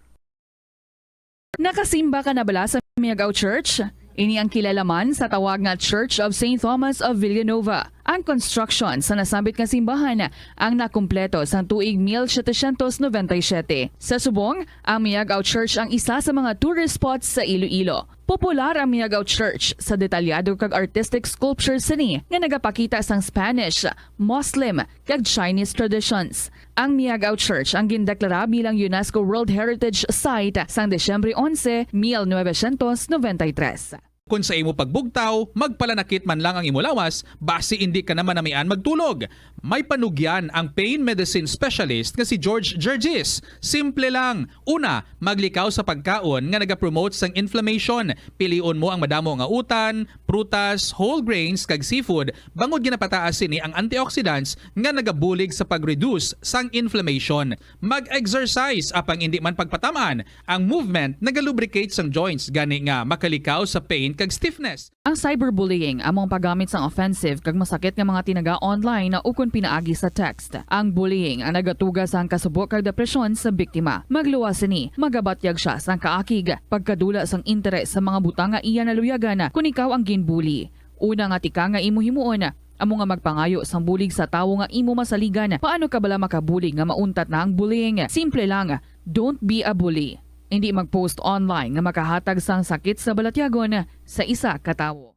Kadungan sang pagtigulang, nagataas man ang risgo sang vitamin deficiencies nga nagatugas sang physical kag emotional changes. Santo sa isa ka scientific study, ang B vitamins ang importante agod nga mag-function ang body cells nga nagabulig sa metabolism, paghimo sang bago nga blood cells kag nagabulig sa pag-maintain sang healthy skin cells, brain cells kag body tissues. Magluwas sa supplements, lakip sa mga pagkaon nga bastante sa vitamins amo ang karne, whole grains, prutas, gatas, cheese kag mga ulutanon.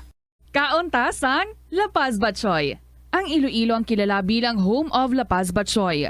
Mahimo kagid nga maglibot sa Iloilo, mag-food trip, kag ikaw mismo ang maghusgar kung ano ka namit ang La Paz Batchoy. Pwede mo gid ma-enjoy ang La Paz Batchoy nga may pandesal kag puto. Butangi man sang gamay nga paminta kag patis ang sabaw. I-mix sang maayo. Kag enjoy! Kung kulang pa kag wala pa nabusog, pwede gid nga magpadugang sang sabaw. Gabulig sa paglikaw sa nanuhay tuay nga balatian ang simple nga pagkaon sang citrus fruits kaangay sang pomelo nga puno sang powerful immune boosting antioxidant. Ang pomelo ang puno man sang lycopene, isa ka anti-inflammatory, anti-aging antioxidant nga nagapanami sang supat. Ang duga naman sang panit kag dahon sang pomelo ang natukiban nga makapatay sang cancer cells kag nagapalikaw sa paglapta sini sandig sa test tube studies. Help is available. Pinaagi sa pag-istorya, paghatag sang suporta, kag direkta nga bulig sa nagakinahanglan, mahimo mo gid nga mapunggan ang suicide kag makasalbar sang kabuhi. Santo sa World Health Organization, ang suicide ang fourth leading cause of death sa mga kabataan nagaedad 15 to 19 anos. Bombo Radyo Iloilo, Philippine Standard Time, 36 minutos sa kaligad sa takna sining launa. Balik diri sa pagpangalagad sa Bombo Hanay sa Udto. Sa gyapon ko po ni mo Bombo Chama Blanco Hover. Ang na-interview ta, nag-post sila nga nagpasalamat nga do nakaluyan sila kung do nagrasyahan sila nga why naigo to ang pulo iya katuig nga bata. No? Ano nag-post to? No?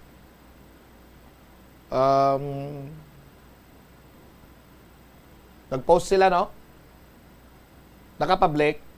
Makumen ko tani nga ginsaskuan lang kamo. Gimbutangan lang na sa CR sa sang pound slug sa CR jo. Oh. Tapos kaluyan. Oh, sa skola na. Amo na ang baka pulis sa SCO, no? Sa SCO lang na kato hindi maintindihan ni Police Lieutenant Morden. Oh, ano kay mamaayo na kita nitong isa to kasi pupulis sa lapas ni Islan pa. Oh. Sa mga tinaga niya sang kilala ko, no? Sa mga tinaga niya sang kilala. Tos Maria Kaguse po ay maan ka niya. Oh. Check tabi si Momo Jomar Villa kay ang IPPO makabig nga malawig pa nga proseso ulaton kung magpaidalom sa ballistic examination ining found slug sa compound ni First District Congresswoman Janet Doc Nanay Garin. Jom sa report please kami. Makabig nga malawig pang proseso ang hulaton kung pangnanglitan nga magpatigayon sa investigasyon tuhoy sa mga reported no? Alleged stray bullet sa probinsya sa Iloilo. Ini kasunod ganit diri Bobotsam no? Sa sining pila ka bang aksidente ngati na report man nga ti alleged nga na biktima ni sila sa sining stray bullet no amo to sa Magimbal diri sa may pabiyad may araman kag dito sa may sa Banwa sa Calino Iloilo. Suno kay Police Major Rolando Aranio ang spokesperson sa Iloilo Police Provincial Office. So standard operating procedure na no sa otoridad nga pananglitan nga ti may ma-report sa ila abi nga isa ka concerned citizen o kung tag-iya sa balay nga na biktima ini sila sa stray bullet. So gilayon ini nagakanda. Gusto ko nga i-correct ikaw. Kung stray bullet dapat may maigo gid nga tawo.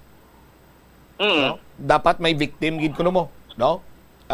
Kung nakita mo lang pares nabi nakita mo lang sa CR or nakita nyo lang sa likod sang banggirahan nyo o kung sa kilid sang imong kitchen la na ti pound bullet lang na Joms.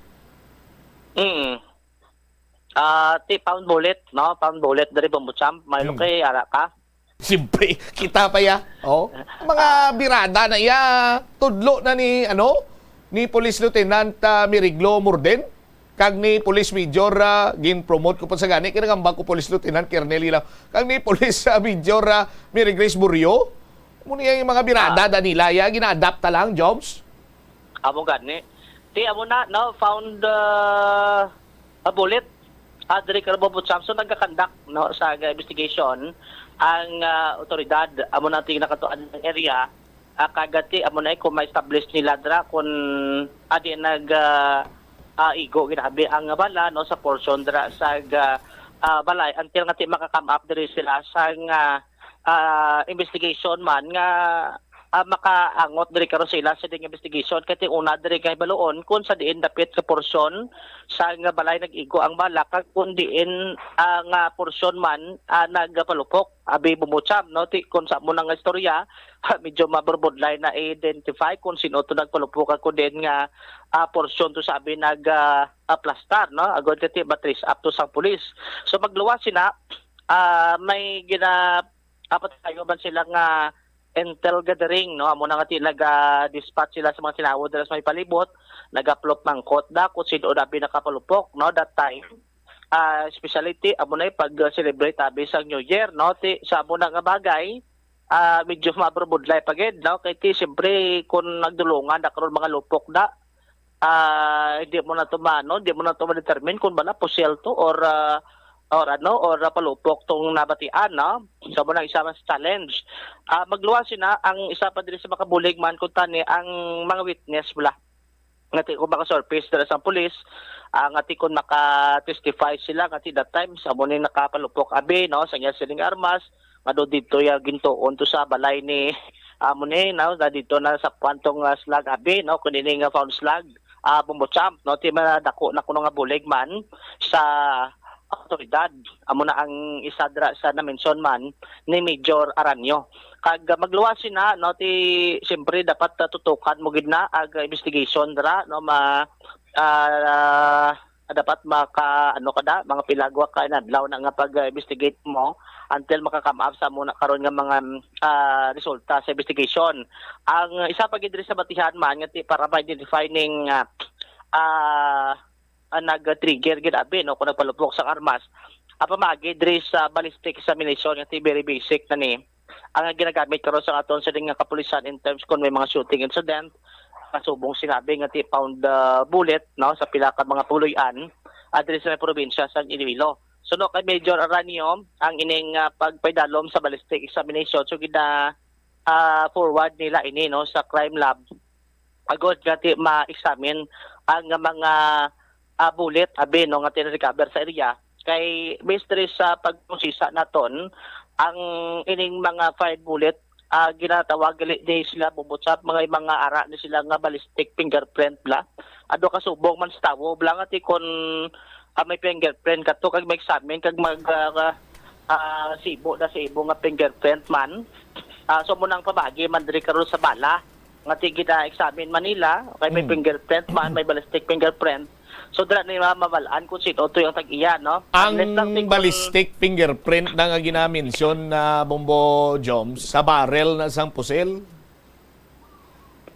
Sa barrel na sang pusil amo na nga matumod na sang aton sini nga mga experts kung sa diin ina nga pusil naghalin kag kung kay sino partikular na karehistro bala mo inang ballistic fingerprint kumbaga sang pusil na now, amo na nga ginapanggid sa fingerprints sang tao kay tagsa-tagsa ka mga barrel may ara sa kaugalingon sini nga the term, correct me if I'm wrong sa mga eksperto sa pusil, gini man ta eksperto but may mga jutay lang ta na ibaluan na may mga ara na sila sang ballistic fingerprint nga ginatawag.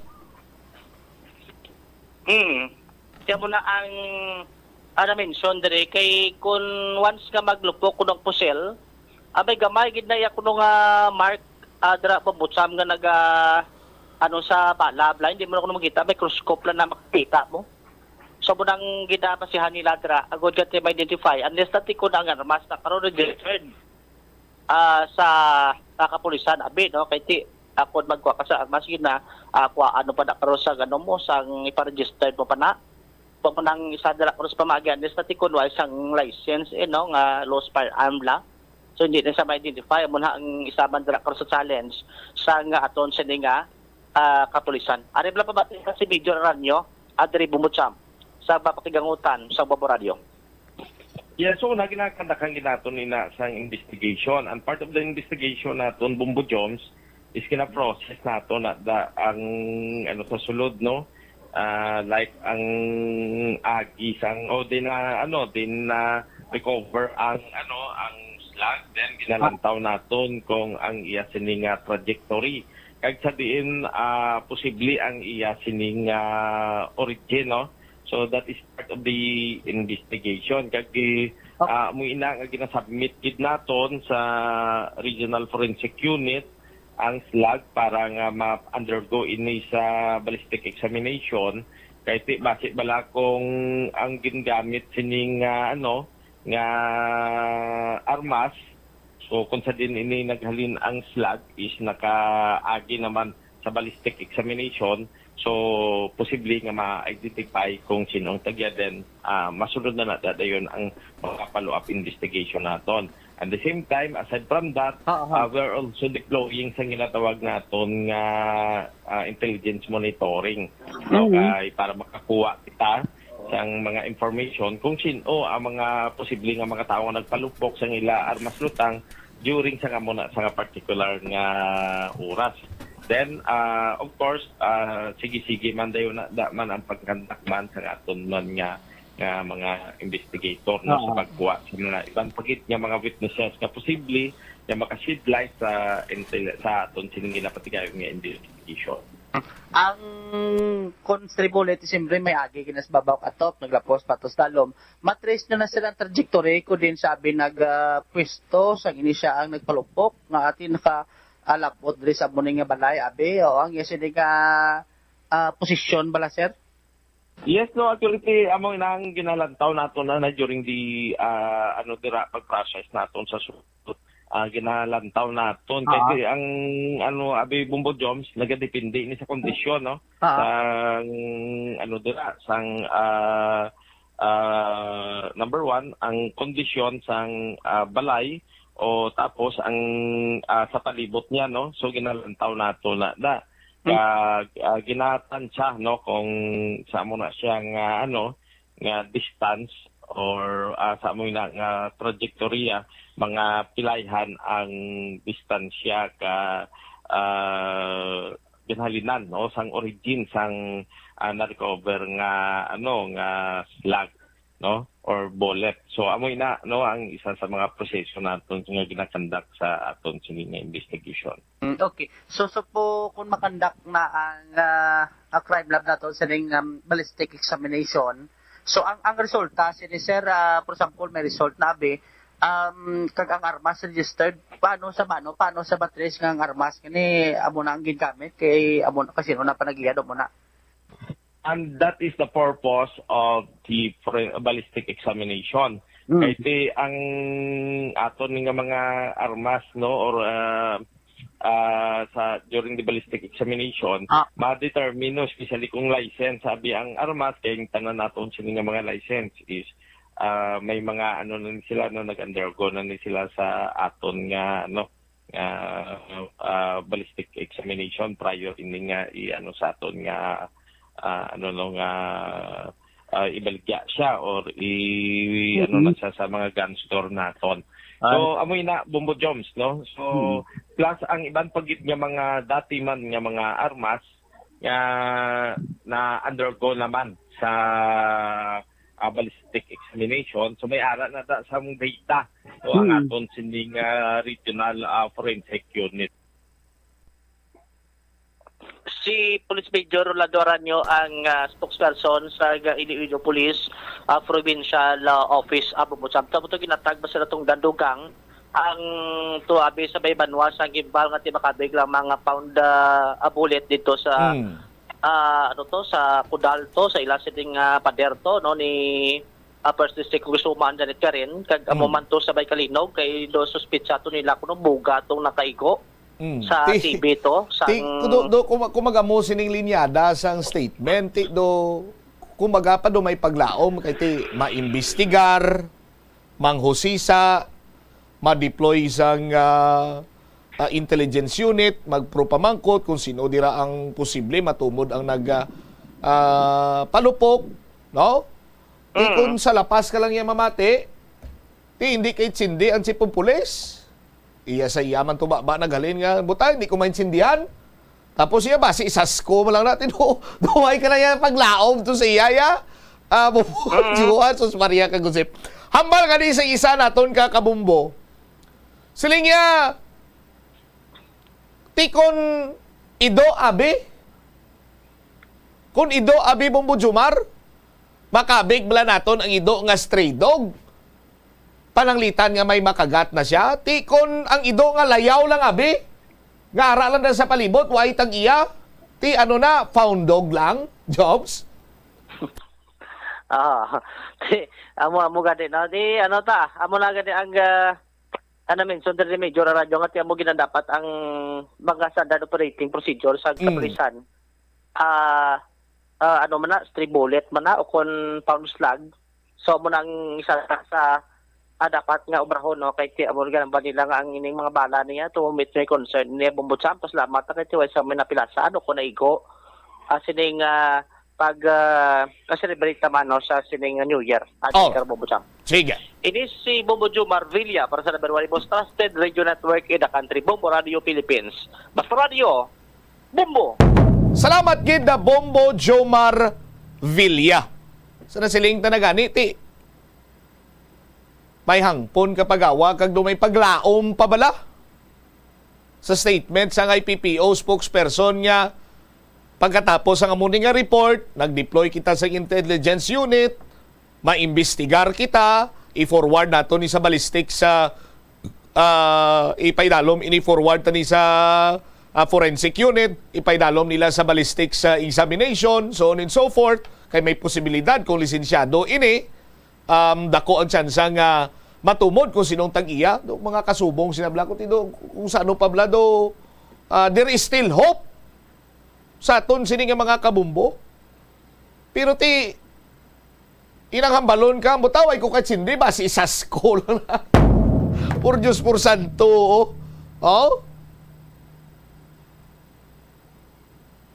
Colonel Coronica, sir, at saka Director Villaplo, ano ba yung mga pinamutang nyo dito? Na mga opisyal nyo dito? Oh my goodness. Oh? Para sa napamatinan ko sa statement ni Lieutenant Borden, parang natatakan na siya magtrabaho. Oh? Ang butaway ko kaintindi. Kagbasi sa school lang na. Sus Maria kagusip. Ang totoo diya nga stray bullet, tatabo dito sa may Purok City, sa barangay Irisan, Baguio City, isa ka pare, 60-year-old. No?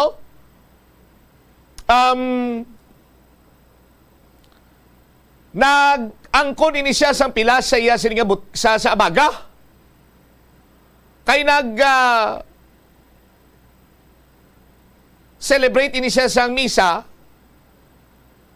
sa anticipation sa bagong tuig. No? Sa aton sila mga kabumbo. Pagkatapos naglantaw siya sa community fireworks, nagkatula ko na bagaw. Dito na. Nanotisyara niya nga nagadinugo sa aton sila mga kabumbo. Ti suno sa pulis, ma'am, mga kasimanwa, nga ang slug o ang stray bullet ginasuspitsuan nga naghalin sa caliber 99mm firearm. Ang slug karon ara sa custody sa forensic group sa Baguio City Police Office for firearms identification and ballistic examination. Oh. Isa mga maamo sini nga mga statement pads, no? May tsansa pa nga basi matubod. Kung sino to ang nagpalupok, kung sino tag iya sining sa diin nga pusil naghalin ang bala nga nakaigo si mo, father. No? Ipo ko sa lapas ni natabo.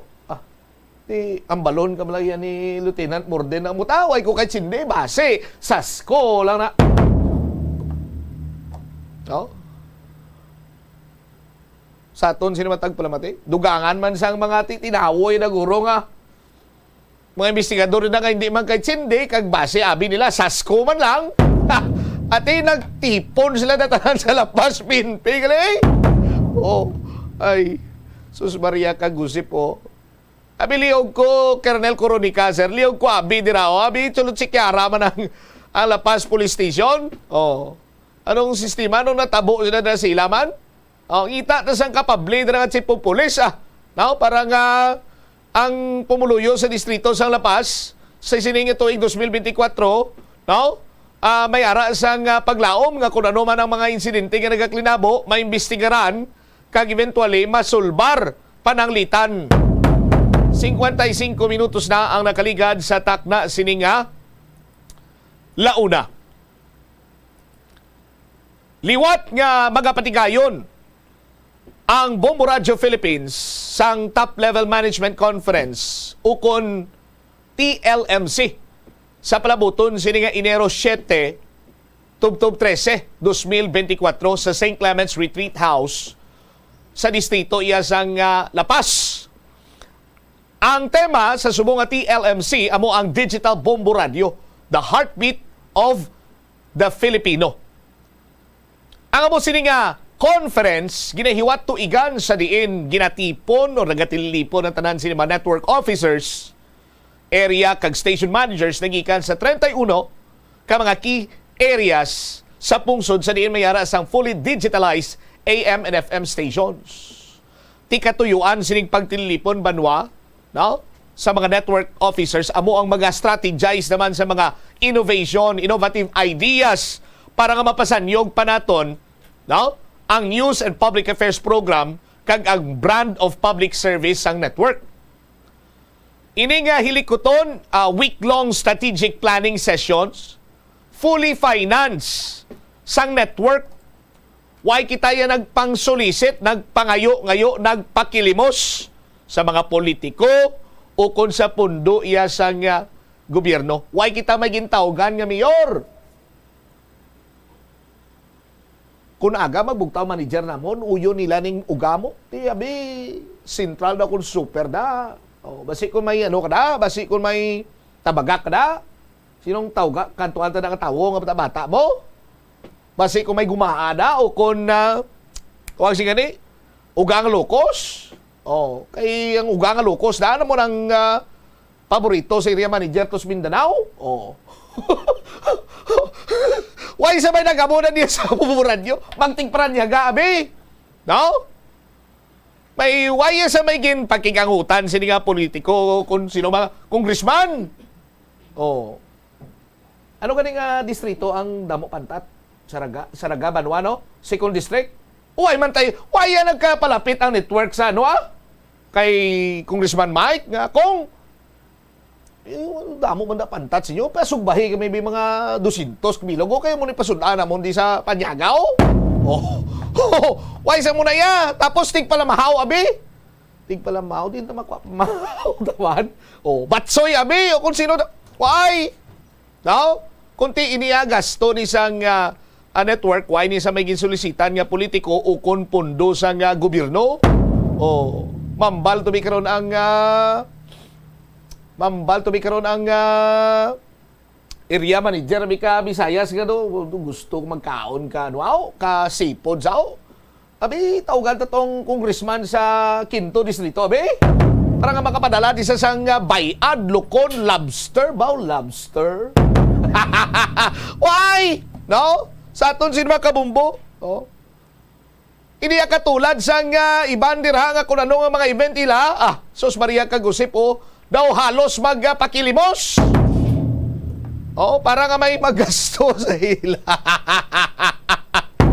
Oy, sus Maria kagusip po sa aton sini nga mga kabombo. No? Masugod ini Pizza 7 mag-abot na diri ang mga network officers, area manager, station manager sa 31 ka mga key area sa pungsod nga kung saan mayara sang fully digitalized AM and FM radio stations. Sa aton sinikaron nga mga kabombo. Ang iba naton nga balita nga hindi matatapan tugyanta sa iban sinimanusip public affairs program sang Bombo Radio Iloilo. Standby na sa kahapon lamang program kaupod sa kay Tita Regine. Ini si Bombo Chama Blanco Vergabilin sa imo sang manenay nga hapon may God bless us all. Para sa the number one and most trusted radio network in the country ang Bombo Radio Philippines. Basta Radio Bombo Ora The Farmers Bazaar, your traditional public market with the touch of Plasualados, ang isa ka lugar nga gintukod sa tion kag sa kasagsagan sa COVID-19 pandemic nga may tinutuyo nga maghatag sa imo sang safe marketing experience. Subong nga ang COVID-19 hindi nagidman dako nga pamahog kag nagapakadto na kita sa next normal. Rest assured nga ang Farmers Bazaar will further evolve agud yung magpadayon sa paghatag sa inyo sing satisfying marketing experience. The Farmers Bazaar. Sa lower level, tara na pahamtang ang fish, poultry, kag meat section para naman sa inyo mga kinahanglanon nga prutas, utan kag iban pa, magbisita sa upper level, pinaagi sa paggamit sa hagdanan o kon sa pagkadto direkta sa parking lot. The Farmers Bazaar, your traditional public market with the touch of Plazuela 2.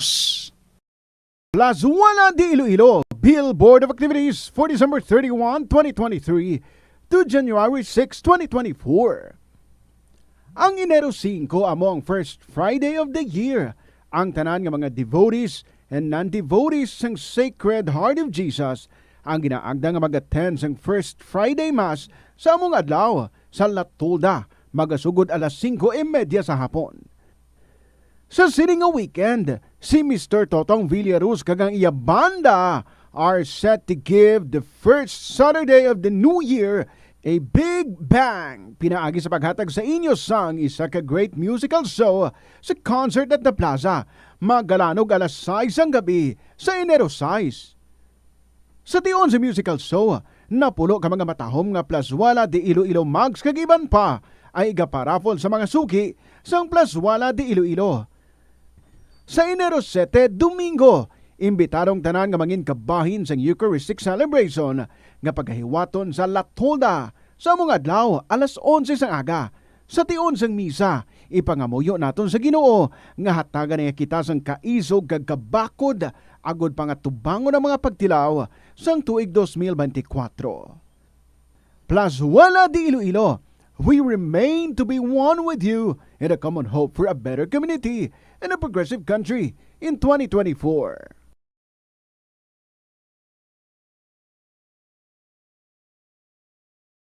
Sa aroma kag soothing feeling sa pag-inom sang tea, ang rason sang kadamaan nga paborito nga imnon ang tea. Suno kay Ansley Hill, registered dietitian sa Western Oregon sa Estados Unidos, ang mas sobra 3-4 katasa nga pag-inom sang tea sa isa ka adlaw ang makadala sang hindi maayong nga epekto sa lawas. Kinahanglan nga moderate intake lang sa tanan nga ilimnon agod ma-achieve ang healthy living. Siling nila ang pagpanigarilyo nagapaitom sang bibig. Pero hambal mo naman, wala man ako nagapanigarilyo pero nga ay itom gihapon ang lips ko haw. Yari ang sabat sa eksperto. Suno kay Dr. Jean Marquez, isa ka dermatologist, ang dark lips mahimo nga tugas sang maisog nga habon nga ginagamit sa guya. Nagpanugyan ang doktor nga magamit sang mild soap kag lip balm nga may moisturizer kag sunscreen. Agod protektahan ang bibig kag malikawan ang discoloration. Kabombo! Subong nga naghalog na ang restrictions, madamo na nga mga physical activities ang ginabalik, ilabi na mga sports events. Apang maghalong lang ha, bangod kun ka isa, hindi malikawan nga may injury gid nga maangkon. Suno kay Michael Vincent Kayanan, physical therapist, ang ice ang mahimo nga ma-apply sa bahin sang lawas nga masakit sa sulod sang duha ka adlaw. Ang masakit nga bahin sang lawas kaangay sang tiil o kun kamot, ang ihulom sa ice o kun direkta nga butangan sang ice. Pagkatapos sang duha ka adlaw, ang injury ang mahimo na nga mabutangan sang mainit naman nga tubig. Ang sesame o kuno nga ang isa ka tanom nga ginapadamo para sa oil sa iyang aliso kining manggaranan sa protein, vitamins, minerals kag antioxidants. Sino kay consultant nutritionist Dr. Rupali Duta, ang sesame seeds ang nagapanabo sang cholesterol bagod nagakontain ni sang phytosterols nga ginapatihan man nga naga-enhance sang immune response kag nagapanabo sang risgo sang pila ka cancer.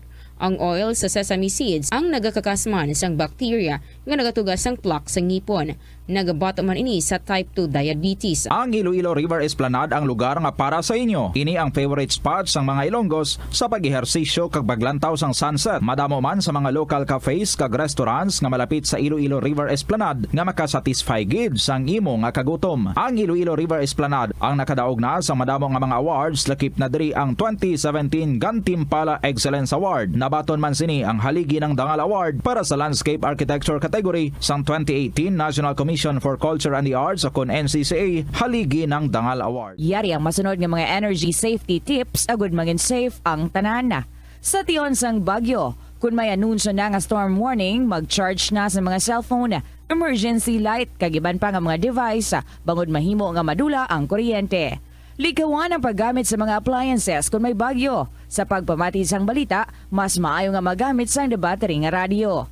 Kung ginalauman ang pagbaha sa inyong lugar, mas maayo nga i-off gilayon ang main switch kag circuit breaker. Agod malikawan ang disgrasya kag pagkaguba sini. Pila ng imo edad? May savings ka na bala? Ang iban sa aton nagakabudlayan magkinot o kung mag-save sang kwarta. Apang paano bala iniumpisahan? I-separate ang wants kag needs. Pamangkuton ang kaugalingon kung bala kinahanglanon gid ang imo nga baklon. Kung ginakulang ka na sang kwarta, hindi ini dapat pagastuhon sa butanga hindi man lang importante. Kung hindi ka gid makakinot, mas maayo nga buhinan mong imo expenses. Mag-set sang goal. Umpisahi ang pagpanumdum kung para sa diin o kung para sa ano ikaw nagakinot. Hindi lamang sa jeans o kung tugas ang katigulangon ang rason sang hair loss o kung pagkaunot sang buhok. Natukiban sang health expert sa South Korea nga ang hair loss ang tuga sang environmental factors. Sa bugos nga kalibutan, nagalabot sa 4.2 million ang nagakapatay bangod sa outdoor air pollution suno sa World Health Organization. Mas sobra 90% sang populasyon sa kalibutan ang nagaistar sa populated areas sa diin ang heart attacks, aggravated asthma, irregular heartbeat kag poorer lung function ang pila lamang sa epekto sang air pollution. Ang leptospirosis ang isa ka bacterial infection nga makuha halin sa sapat. Ining nagalapta pinaagi sa ila nga ihi, ilabi na sa ido, ilaga kag farm animals. Kung mayara ikaw sang open wound kag mag-ubog sa tubig, dako ang posibilidad nga ikaw ma-infect sang leptospirosis. Kung ikaw ang ginahilanata, nagayelo ang supa tigmata, pilalang ini sa mga sintomas sang nasambit nga balatian. Apang mahimo man nga mabulong ang leptospirosis gamit ang antibiotics. Apang kung malala ang infeksyon, mas maayo nga magpadulong sa ospital. Sa kasakuon sa mga ginikanan subong, tumalagsahon na lang kamo nagaupod bisan magkaon. Apang bisan anuman kuntani nga kasakuon sang miyembro sang pamilya, hatagi gid sang oras nga kamo makaupdanay sa kalan-an o kun makalagaw kun wala sang trabaho. Kung nagaplano sa aktibidad agod nga maka-enjoy upod ang imong nga pamilya, tandaan nga ang focus nyo amo ang pag-spend sang inyo oras nga updanay kag wala dapat sang iban nga mga bagay nga ginapaminsar kaangay sang trabaho o kun homework. Molo Plaza ang Central. Ito ang Bombo Radio Philippines. Fully digitalized. Numero 1 sa balita, komentaryo, drama at serbisyo publiko. Bombo Radio Philippines. Bombo Radio Philippines. Ang inyong #1 at most trusted radio network in the country. Basta Radio Bombo! Good afternoon sa inyo tanan mga kabombo. Back to work. Back to everything that we used to do sa wala pang holidays. But of course, since yesterday, kita nang updanay sa unang adlaw para sa bulan sang Enero sa bagong tuig 2024. This is Tita Regine. Welcome sa kahapon lamang program on a very beautiful Tuesday. Today, magbasa na naman kita sa mga makalilingaw ng mga kasaysayan. Maybe ang iban magatandog sang inyong abalatsagon, or ang iban would also prompt you to share your own story kay makarelate. Anyway, sa mga may ara dira nga mga istorya, year 2024 na, pwede na nga ma-email. Palihog lang sa bombo_iloilo at bomboradio.info or isulat and then ipadala sa kahapon lamang program DYFM Bombo Radio Iloilo, Sky City Tower, Maple Street, Iloilo City.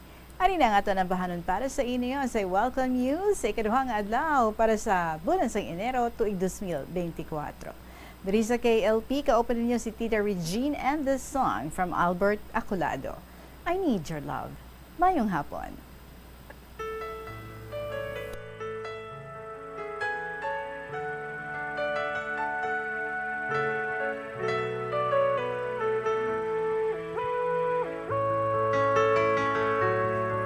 I need your love, you brighten up my day. When I'm with you, happiness never fades away. I need your love each moment of my life. The memories shared together kept that love alive. I can't forget you, and it won't be easy. I've loved you for a long, long time. How I cherish those moments, and no one can take your place. Deep within, forever in my heart.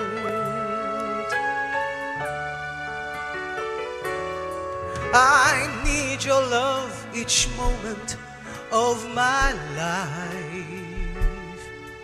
The memories shared together kept that love alive. I can't forget you, and it won't be easy. I've loved you for a long, long time. How I cherish those moments, and no one can take your place. Deep within, forever in my heart.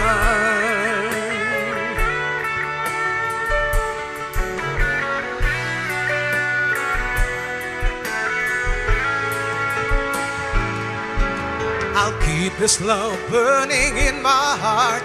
I hope somehow along the way our love will always meant to be. Oh, please believe in me that I need you. I need your love. I can't forget you, and it won't be easy. I've loved you for a long, long time. How I cherish those moments, and no one can take your place. Deeper than forever in my heart, I can't forget you, and it won't be easy. I've loved you for a long, long time. How I cherish those moments, and no one can take your place. Deeper than forever in my heart. Girl, I need you, I need your love. Girl, I need you, I need your love. Girl, I need you, I need your love.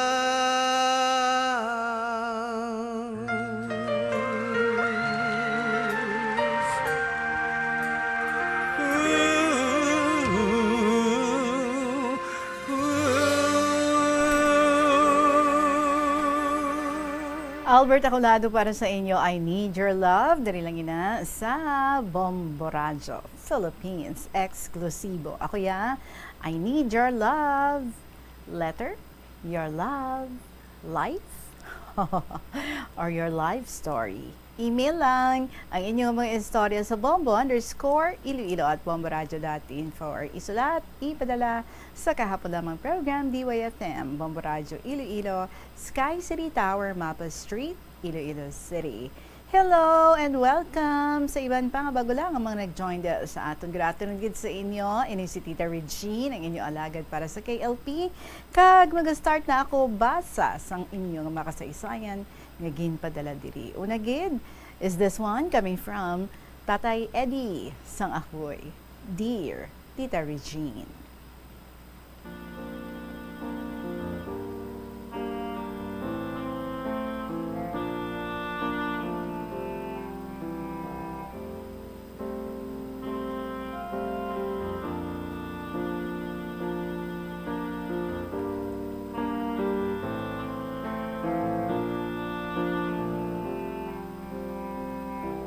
Mayong hapon sa imo, subong man sa katapos ang Bombo Radio, kag sa imo nga manugpalamati sa sininga programa sa kahapon lamang.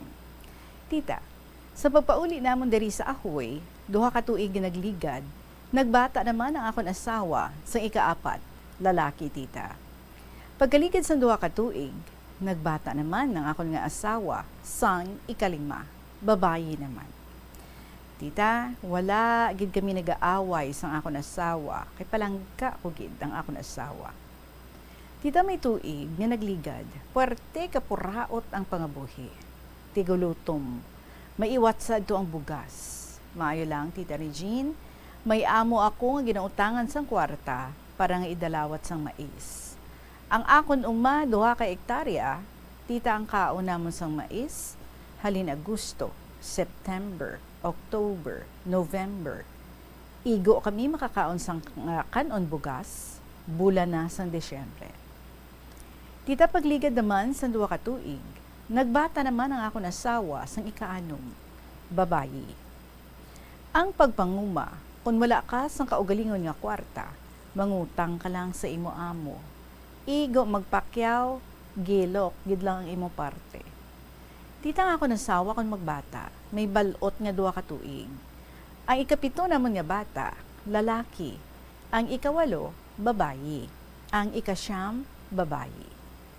Tita, nga mong subang, tapos sa commerce. O galing, wala makakuha sang board, kay pigado gid kami. Ang ika-2, tapos lang sa high school. Ang ika-3 naman nga bata, lalaki, 2 lang ka tuig, ang iya nga pag-eskwela, tapos siya sa high school. Ang ika-4, tapos man sa high school. Ang ika-5, tapos man sa high school. Ang ika-6, pag-edad niya 3 ka tuig, napatay, kay masakiton. Ang ika-7, tapos lang sa grade 6, kay natamaran na siya mag-eskwela. Ang ika-8, isa lang ka semester sa college, kay pigado gid kami. Ang ika-9, tapos man sa high school. Tita, nga amon subang, nagpa-Manila, nagpangita obra. Dito siya nagdayon sa amon paryente. ginhimo siya labandera. Tapos ginahambanan lang siya, nga buligan gid siya sa pag-abroad. Anom ka bulan ang iyapang labada. Wala man mihura kung mabuligan siya sa pag-abroad.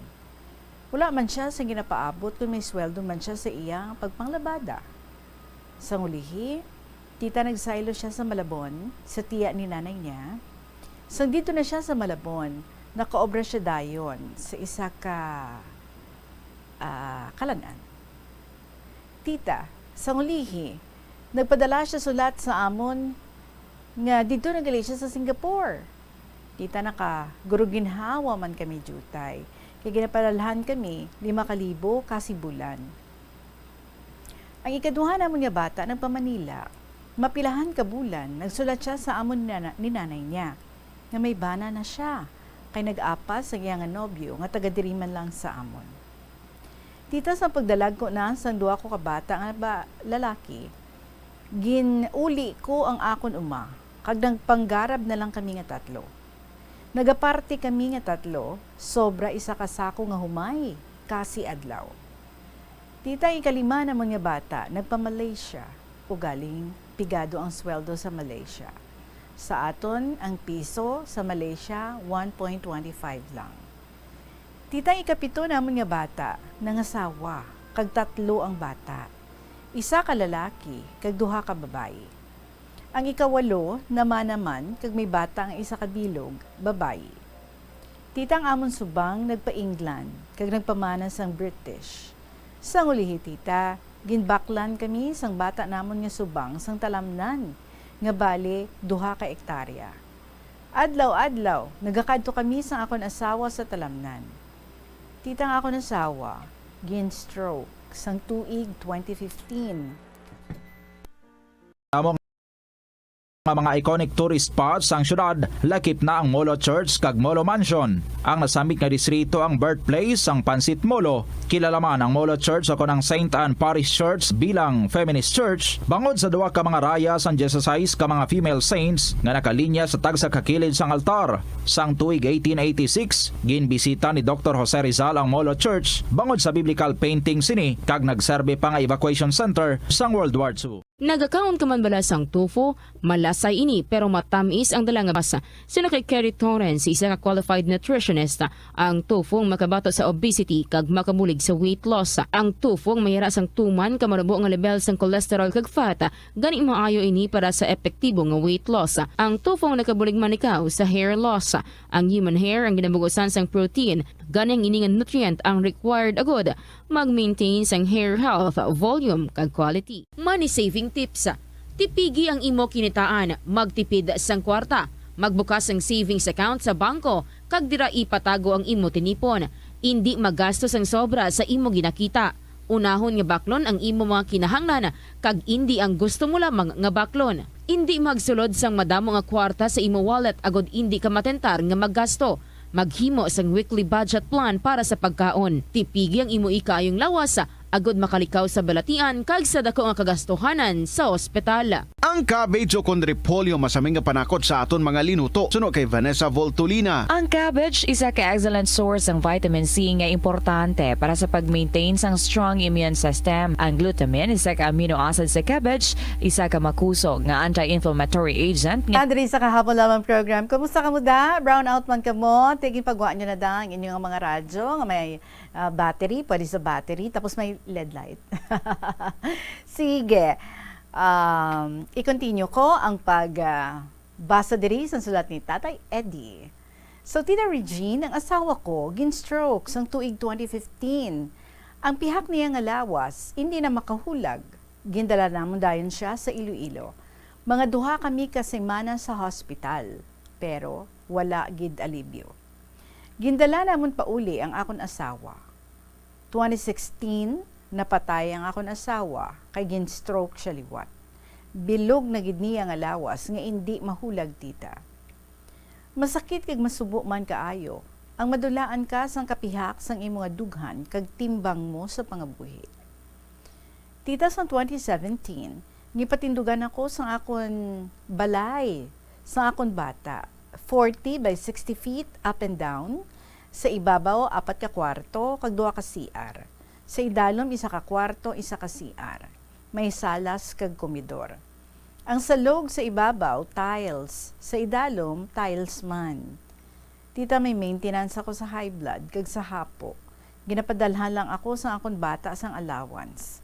Kasi bulan, may 20, 30, 40, 50, 60 mil, tita. Ang patubos ng 2 ka ektarya. Nagahawid lang ako sang 50 sakos para konsumo. So diri lang anay kutob, madamo gid nga salamat sang imong pagbasa sang akong sulat. God bless you. Sa gihapon, Tatay Eddie, sa Ngahoy.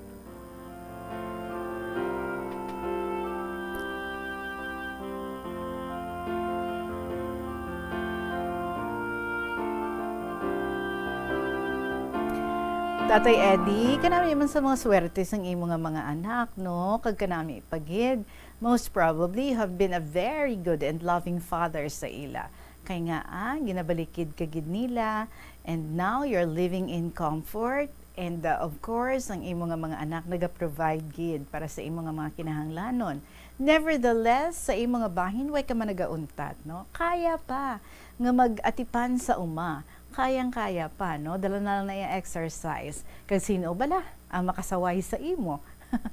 O, diba? Mga seniors nato nga naanad sa pagpanarbaho sa uma, sa talamnan, hindi gid, amo na kadasig or hindi gid dali-dali nga mapauntat because according sa ila ginapangita sang ilang alawas. But sige ha, kabalo ka gid kung paano mo ina nga i-take care ang imong alawas because you said may maintenance ka naman sa imong high blood, sa imong hapo. So just hagan-hagan lang, no?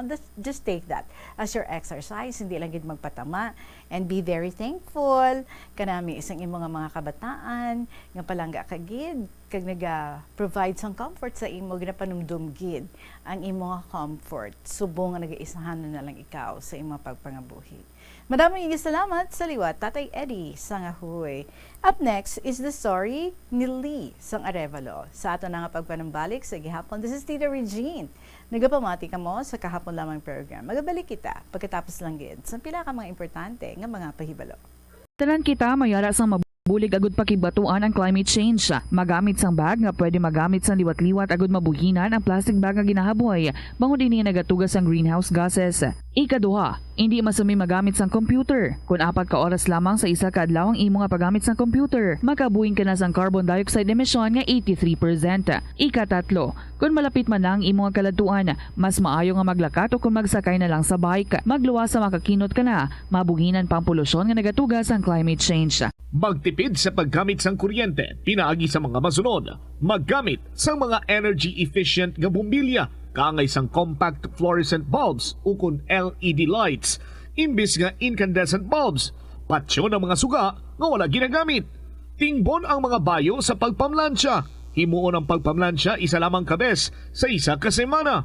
Buksan ang inyo bintana, agud makasunod ang preska nga hangin kag silak sang adlaw sa sulod sang balay, agud malimitahan ang paggamit sang electric fan kag suga. Conserve water. Kung magpanglaba, maggamit sang palanggana kasubong man. Kung nagahugas sang pinggan, unahon hugas ang mga baso, kutsara kag pinggan kag ipaulihi ang mga mantikaon nga kalaha kag kaldero. Gamitan niwat ang hinugasan o kon pinamunlawan nga tubig sa pagbuhos sang inidoro, paglabas sang trapo, pagtinlo sang balay kag pagpamunyag sang tanoma.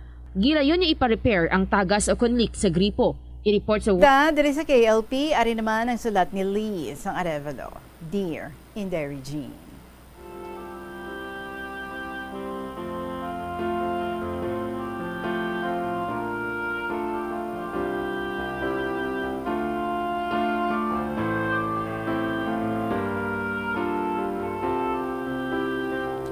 Mayong hapon sa tanan, ako si Lee, balo na ako, duha ang bata ko dun sa lalaki.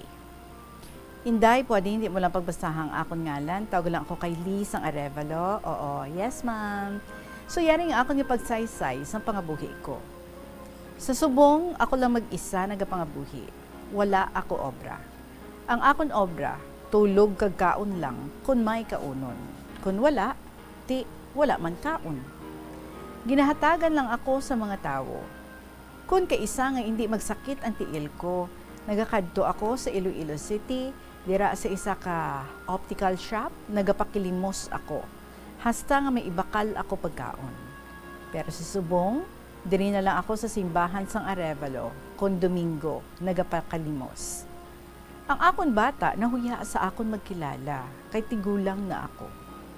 Isa ka bes, nagkadto ako sa bata ko. Nakita ako sa iya asawa. Ginsinggitan niya ako.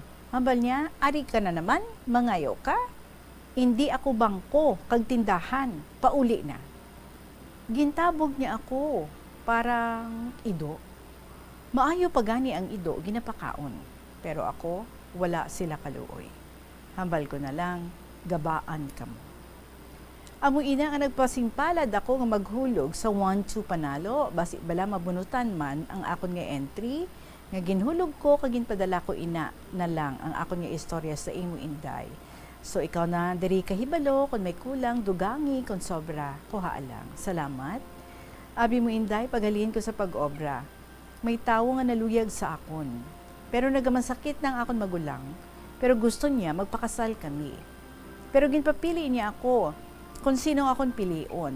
Siya o ang magulang ko. Gusto ko duha sila. Pero hindi siya magpasugot kay gusto niya isa lang. So abi mo Inday, wala ako siya ginpili. Ang magulang ko nga nagamasakit, amo ina ang akon ginpili. Kay naluoy ako nga bayaan ko. Pero wala sina, no? Wala sina may matatap sa iya. Pero wala nagdugay. Napatay man ang magulang ko, kag mismo siya na aksidente siya. Kung natungod sa mga bata ko, ang magulang na batas niya nga hindi siya nagakadto sa pagduaw. Ginahambalan siya sa iya utod, nga maduaw man siya kay mama. Abi mo Inday, anong iya sabat? Why pa siya napatay? Hindi ako magkadto, kay mangayo man lang ana. Ano ako, bangko? Hindi pwede. Abi mo Inday, sa una maayo man ang batasan niya. Sa subong, malain na ang ugali niya. Pero okay lang. Sang kahapon nga nagahulat ako sa may portahan sang kamalig ko, may nagpadala sang pansit sa ako. Siling ko, ay salamat. May tambal ako sa tiyan ko. Pagkagabi, may nagapangita naman sa ako nga tao. Makadto ako sa mansyon sa petsa 15 sa Desyembre. Sabi mo Inday, kung nagapangamuyo ka, wala gid nagapabaya ang atong Ginoo. Ginahatag niya sa imo. Abi mo, adlaw-adlaw nagahulat ako kung sino ang mag-abot sa balay. Inday, pwede ipanawagan mo ang akong mga hinablo sa Manila, sa Quezon City, nga buligan nila ako. Madali na ako mapatay sa gutom. Kag didto man sa Imos, Cavite, ang magulang, ngalan niya, Oscar A. de la Cruz. Ang asawa niya, Joy de la Cruz. Duha ang anak nila, sina Mary Joy kag Jeffrey de la Cruz. Pwede mangayo lang ako support. Ang sa Manila, Quezon City, ang ngalan nila, sina Jojo Sigre, kag Mary Vic Sigre, kag Lori. So Inday, salamat gid ang matinahuron, Lee, sang Arevalo.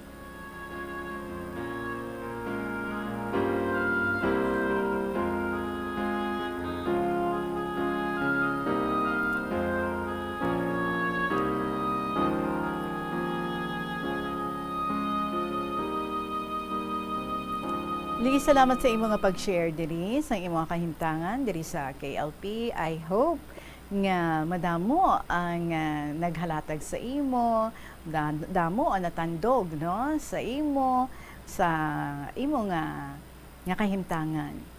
Ining nagligad nga December 25 and January 1 kabay nga bisan pa paano no na ano mo man na-celebrate mo man ang Pasko, na-celebrate mo man ang New Year, nga sige hapon mataas ang imo nga pagtuo sa aton nga Dios nga hindi ikaw pagpabayaan. You see, sa mga times nga wala ka na gid, you said mga muyo ka lang and hindi mo lang mahibaluan, may nagaabot nga grasya.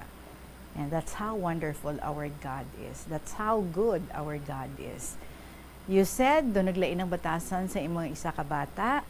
Well, may isa ka paman ka bata nga daw mo niya, no? Ang mas compassionate sa imo. Way kita kaintindi nga ang nag-amo sina ang sitwasyon when supposedly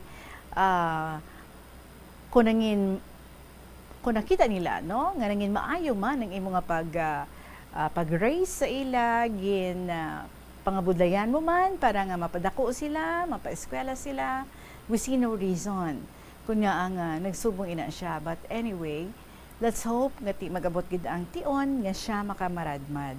And he would value you and all the things that you have done para sa iya. Kag mapanumduman niya and ma-realize niya nga isa lang ang iya nga iloy diri sa kalibutan. So, continue to pray nga tandugon ang iya balatyagon sang aton nga Ginoo. So sa imo nga mga panawagan kabay no, ang ini nga mga tawo nga ginpalawag mo diri kabay nga ti mabatian nila ang imo nga pag-reach out sa ila.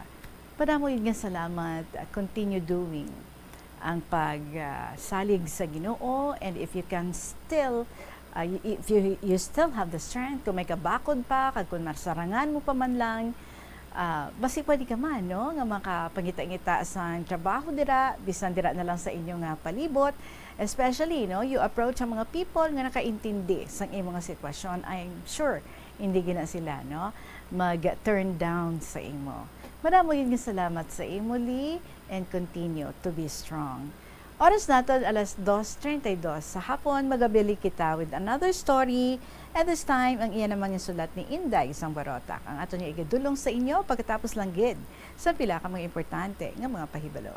Hindi malikawan nga ginapangita gid sang isa ka tawo ang foot massage. Magluwas nga manami ini sa pamatyagan. Mayara man ini sa maayo nga benepisyo sa lawas. Sunod kay Dr. Tyler Wheeler, Primary Care Sports Medicine Physician, ang malipot nga foot massage ang makapahagan-hagan sang stress. Ang moderate pressure massage ang safe para sa mga kalabanan nga tawo ilabi na ang may mga kondisyon kaangay sang arthritis kag long-term pain. Mahimo man nga mag-seek ang professional massage therapist para sa imo nga relaxing foot massage. Kung ikaw isa ka chess lover, yaring pila ka brain benefit sa paghampang sini. Kag kung wala ka nagahampang sini, umpisahin na. Sunod sa pagtuon ng paghampang sang chess, makabulig likaw sa Alzheimer's disease. Bangod ang utok nagatrabaho kaangay sang muscle, nagakinahanglan ini sang exercise agud mangin healthy kag malikawan ang injury. Magluwas diri ang paghampang sang chess ang nagapa-improve man sang concentration, memory, creativity, kag problem-solving skills kag napamatud-an man nga nagapaalam. Madamo sa aton ang hindi katulog kung wala sang electric fan. Yaring pila sa hindi manaming epekto sa paggamit sa fan kada gabi. Congestion, ang naga-circulate ka hangin halin sa mga fans, ang makapadry sang baba, ilong kag tutunlan. Allergies, masami nga madala sa hangin ang mga yabuok na naga-trigger sang allergies. Makatugas ang muscle cramp ang hangin nga Go with the story of Inday sang barotak. Dear Tita Regine.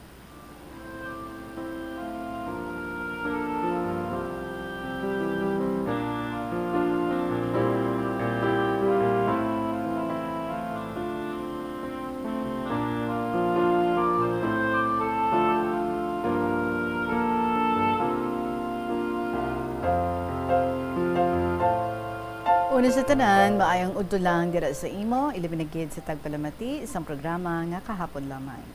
Tita Ari naman ako, nagsulat sa akong nga love story nga hindi ko gid malipatan. Nagapangidaron ako sadto sang 15 anyos. May nagapangluyag na sa akon. Kag tita, daw dalaga na ako sadto. Ginasingganan ko siya, nga mabalik lang siya, mag-edad ko, kay ti bata-bata ang akon isip.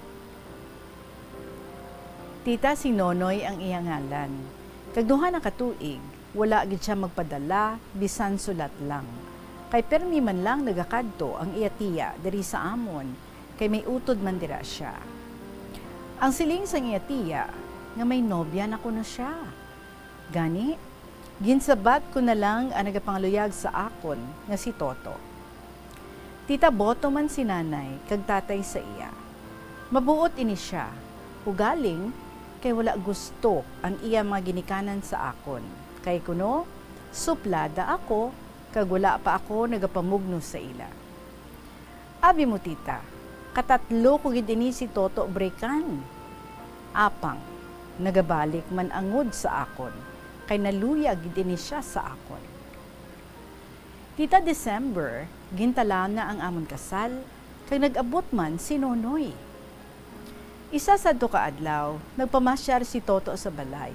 Kag amuman ang pag-abot ni Nonoy, kag ginpasaka ko siya sa balay. Kag nagpanaog na lang si Toto. Nagsiling si Nonoy, amo yadto ang nobyo mo? Kag nagsiling ako, nga huo. Nga wala mo ako paghulata. Siling ko, abi ko nalipat na ikaw sa akon, kay 3 na katuig. Wala kagid makadumdum sa akon, bisan sulat lang. Kag abi ko, nalumos ka na sa sabaw. Tita, nagsiling siya sa akon, nga madala na kuno sa mga kaldero ang mga ginikanan niya. Apang nagsiling ako, nga wala na ako sang luyag sa imo. Kag kay Toto na ako mapakasal. Kay sa December 28, kasal na namon.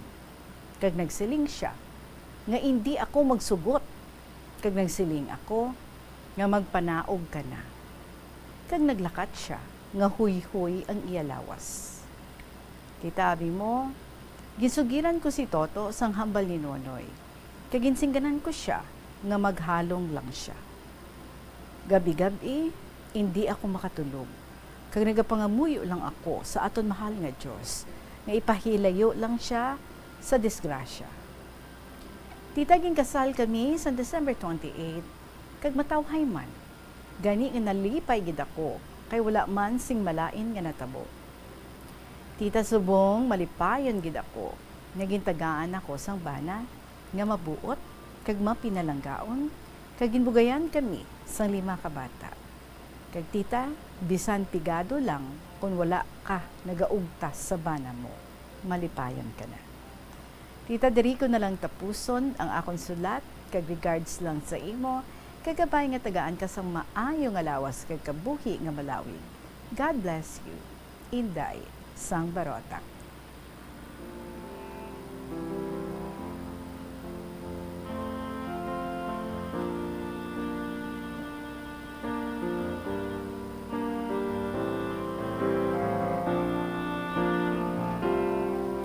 So, in short, Inday, you made the right choice. Good choice. Kung sa bagay, no? Bisan nagpuro pabatsyag malang abi siya sa sulat, nga ti, bisan di ta magkita ay, pero panghawakan mo ang ginhambal ko. Nga balikan ko ikaw. Kahit ikaw mismo nagambal sa iya, no? Nga, paligad-ligaron lang ang mga tinuig, paidad-idaron ka lang, kahit itama ka to ka bata. Galing lang gid, why na siya nagpabatsyag? And besides, itinagambal man niya ang iyang utod, nga ti minobya na siya, but I do not know how true, no? Tanigin confirm mo man anay. But siguro na fall out of love ka na sa iya, kay without his presence, no, hindi mo man mabatsagan, nga may nobyo ikaw, and so that's why sa nag-abot si Toto sa imo kabuhi, ginbaton mo siya. And when you said nga ti yes sa iyang pagpanghagad sa pagpakasal sa imo, that means, no, nga ti ang imo nga buot na hulog na gid, kag ang imo tagipusoon na kuha na gid niya, that's why nga very willing ikaw nga i-share ang imo nga future sa iya. Kag kanami ilan man gid, no, nga ti wala man niya nagwara si Toto sa nahibaluan nga ti among tugali si Nonoy, kundi nga do confident man siya nga ti siya gid man ang imo nga ginapili, the fact nga ti naghuo ka na sa iya, nga mapakasal ka na sa iya. So lesson ha sa mga naglalakat dira, si Tuit. Si Tuit nga klaro ang inyong pag-istoryahanay. Balikan ko ikaw. Are you willing to wait for me? Kung yes, then i-sustain ang communication. But if not, then utno ng relationship. So that free ka mo. Siya free nga mangita sang iban, ikaw free ka man nga mangita sang iban. Pero hindi mo pag-ihang ang isa ka tao. Alright? Inday, thank you so much, Gid, for this love story nga imo gin-share diri sa amon.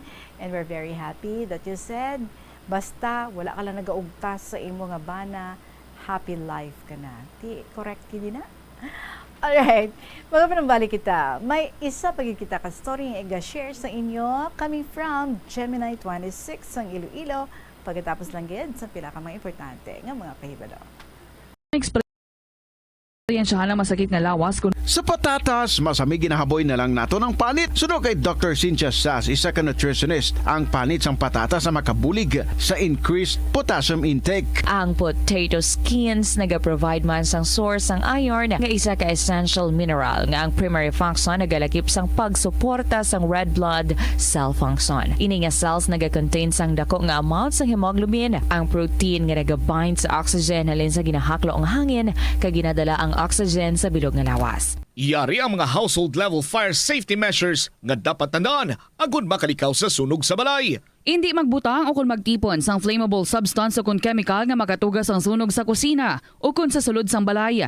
Ipalayo man sa mga kabataan ang pospro kag lighters. Patya ang kalayo kag baga matapos ang pagluto sa kusina. Siguraduhon nga wala nagasungaw kag pirmi limpyuhan ang mga kerosene kag gas stoves. Tandaan, ang paglikaw sa sunog sa sulod sa balay, responsibilidad sang bilog nga pamilya. Atensyon sa mga mahilig magamit sang aircon. Nagpaandam ang medical expert. Gaga, diri sa KLP, ani na ang sulat ni Gemini 26 sang Iloilo. My ever dearest, Tita Regine.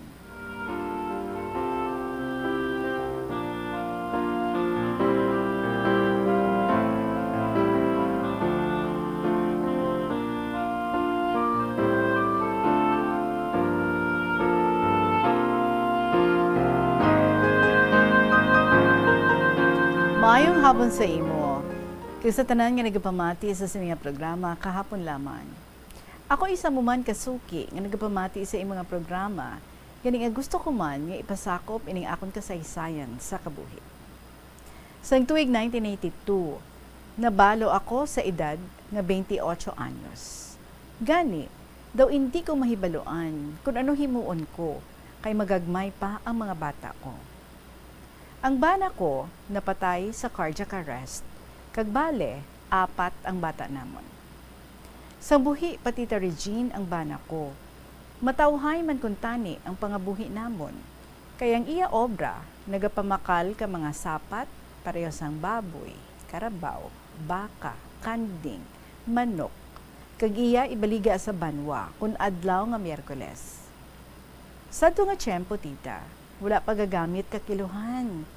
Gani, pamata lang. Kag kun may ginansya, madamo man ang pinamakal. Tita Regina, subuan gid ako sa pagtaliwan sang bana ko, kay tama ka mapinalanggaon sa akon, kag sa mga bata, kag responsible gid sa amon niya pangabuhi. Tita, gapati ka bala nga kun gabaslanay, malain, kinagadag-anay kadungan? Ini ang natabo sa amon. Ang magulang ko, asawa na, bugto kabana ko. Gani, 11 lang katuig ang pag-updanay namon. Tita, ginkasal kami sa Komon, balianom kami kapares, kag sang pagtulok ko sa kandila namon, nagakadab-kadab ang kandila sang akon bana, nga wala man tihangin, nga nagahuyop. Siguro, amo to ang patimaan nga malipot lang kabuhi niya diri sa kalibutan. Halin sadto Tita Regine, nagtinguha ako para sa akon mga kabataan. Aga pa ako gabugtaw, mamugon sa tawo nga manggaranon. Ang obra namon, manghilamon kag maglanog kaparay. Tanom katubo, masadya, kay kadamo sa amon. Kung kaisa, gaistorya kami mga kaladlawan. Hindi mo mahibalan, hapon na. Tita, may nag-abot naman nga problema sa akon. Ang bata ko ngay kaduha, hindi makatulog, kag wala gana magkaon, kag daw gatulala. Gusto na mapanaw lang. Kung sa wayon ko, hindi magpati sa akon. Tita, ginpalantaw ko sa manugbulong, kuno ginhisaan kamalain nga espiritu. Gani, obrahan kay itom nga baboy para matabog ang malain nga espiritu. Gintuman ko man, pero daw amo man gihapon. Tita Regine, nadumduman ko nga ipa-check up sa mental hospital Kaputotan, basi mahulog sa nervous breakdown. Ginresitahan kami ka doktor para sa pampatulog, pero isa ka simana nga inom na, daw naunay ang liog na, daw nagatiskog. Ginbalik ko naman sa doktor. Kaginambala na ako nga i-refer na kami sa hospital diri sa syudad para maatipan to husto kay damo doctors nga duty. Tita Regine, naglibog naman ang ulo ko kung sino pa bantayon ko sa hospital kay wala ako sang lihugon nga magparik-parik ka makinahanglanon na. Tita, ginpangabay ko ang pakaisa ko kung mahimo siya lang anay mabantay kag buslan ko lang kung mag-uli na siya. Sarang kami isa ka bulan sa hospital. Wala ako gauli isa balay, dyan lang kami gatigang, gapanglaba, kay ginpasugtan man kami, nga dyan lang manghalay isang linabhan, sagwa ka hospital. Tita, sa ulihi, naka-recover gid man ang bata ko sa sakit na. Nag-uli na kami, pero mayad gani, may bata ako nga nakapa-abroad, kag siya nagabakal ka mga maintenance ka utod niya. Kag kung may problema gani, gabalik ang balatian. Tita Regine, tulad, may bana na, kag may isa ka bata, babae. Bale, siyam nakatuig edad, kag nagapasalamat gid ako kay Lord, nga ginayo na ang bata ko. Kag diri na lang kutob ang akong sulat. Madamo gid nga salamat sa imong pagbasa sang akong sulat. Tawag lang ako kay Gemini 26 sang Iloilo.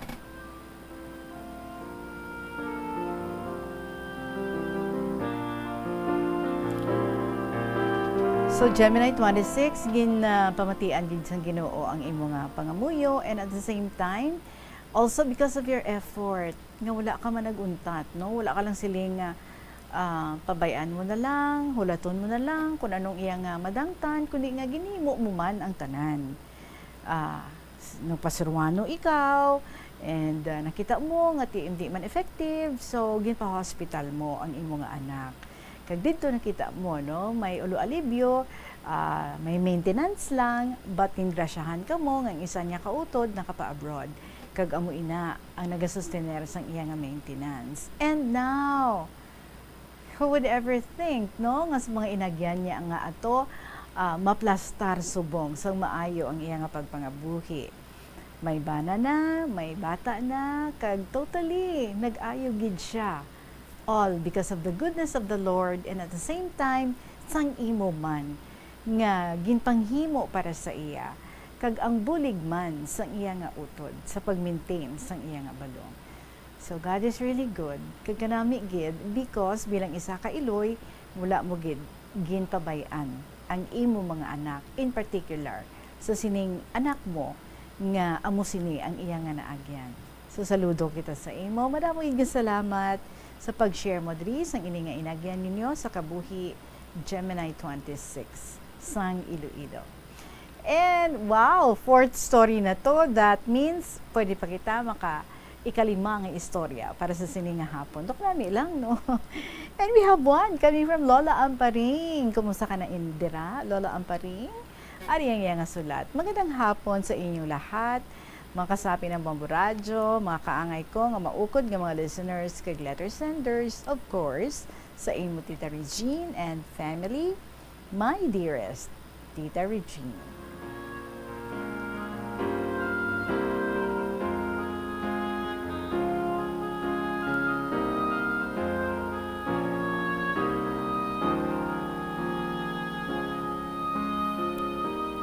Before ako mag-start sa akong nga kasaysayan, gusto ko lang i-extend ang akong nga taos-pusong maganda o maligayang Pasko at bagong taon nga greeting sa inyo tanan. Kita ko hindi lang ako malipat, may sulat na ako sa imo na tuy sa experiences ko sa dong nagligad nga Pasko. Pero tita, may nadumduman ako nga panahon sang Pasko sa dong 2017.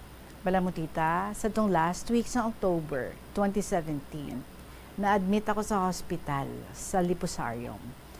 Amo na siguro, more or less, mga 2 weeks ako sa hospital.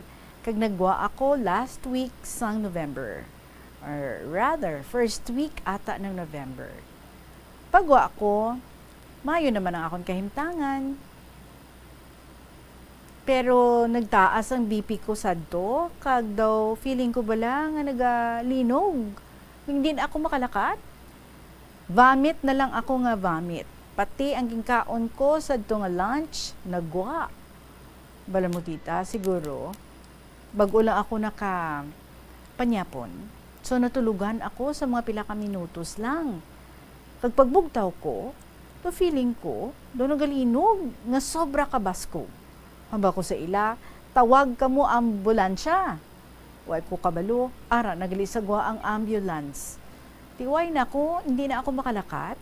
Kag duha ka tawo ang naghakwat sa akon. Kag ginpasakay ako sa ambulansya pakadto sa hospital. Siguro mga 8 or 8:30 p.m. Salamat sa mahal na Diyos. May mga borders ako sadto. Kag nagkadto ang nurse. Kag mama niya nga vice mayor sadto. Wala sang bakante nga private room sadto. Gani isa semi-private lang. Halos tita, hindi ako makatulog sang maayo. Kay madamo kami sa semi-private room. Pagkaaga, ginpatawag kong akon nga eskwela nga consultant doctor. Gigatuan niya ako kag nag-visit siya sa akon adlaw-adlaw. Tub-tub nga nagwa na ako. Sa balay na ako, permi man ako ginabisitahan sang doktor ko. Tita Regine, dumduman ko nga grabe kasubo ko sadto. Kay ti manug Paskwa or Paskwa kag bagong tuig nagahigda ako.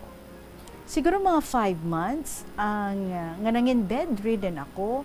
Tubtob sa bulan sang Marso 2017, dira na ako kag nakabangon. Hindi ako makabangon sadto, kag ang doktor ko lang ang nagabisita sa akon. Mag-check up nga wala man lang bayad. Salamat sa puong may kapal nga palangga ako sa akon anay eskwela nga naging doktor na. So, biro mo tita, 5 months nga bedridden ako, pero wala man ako mapilahi o nakaangkon sang bed sore, kay ako lang naga-exercise sang akon mga paa at kamay noon.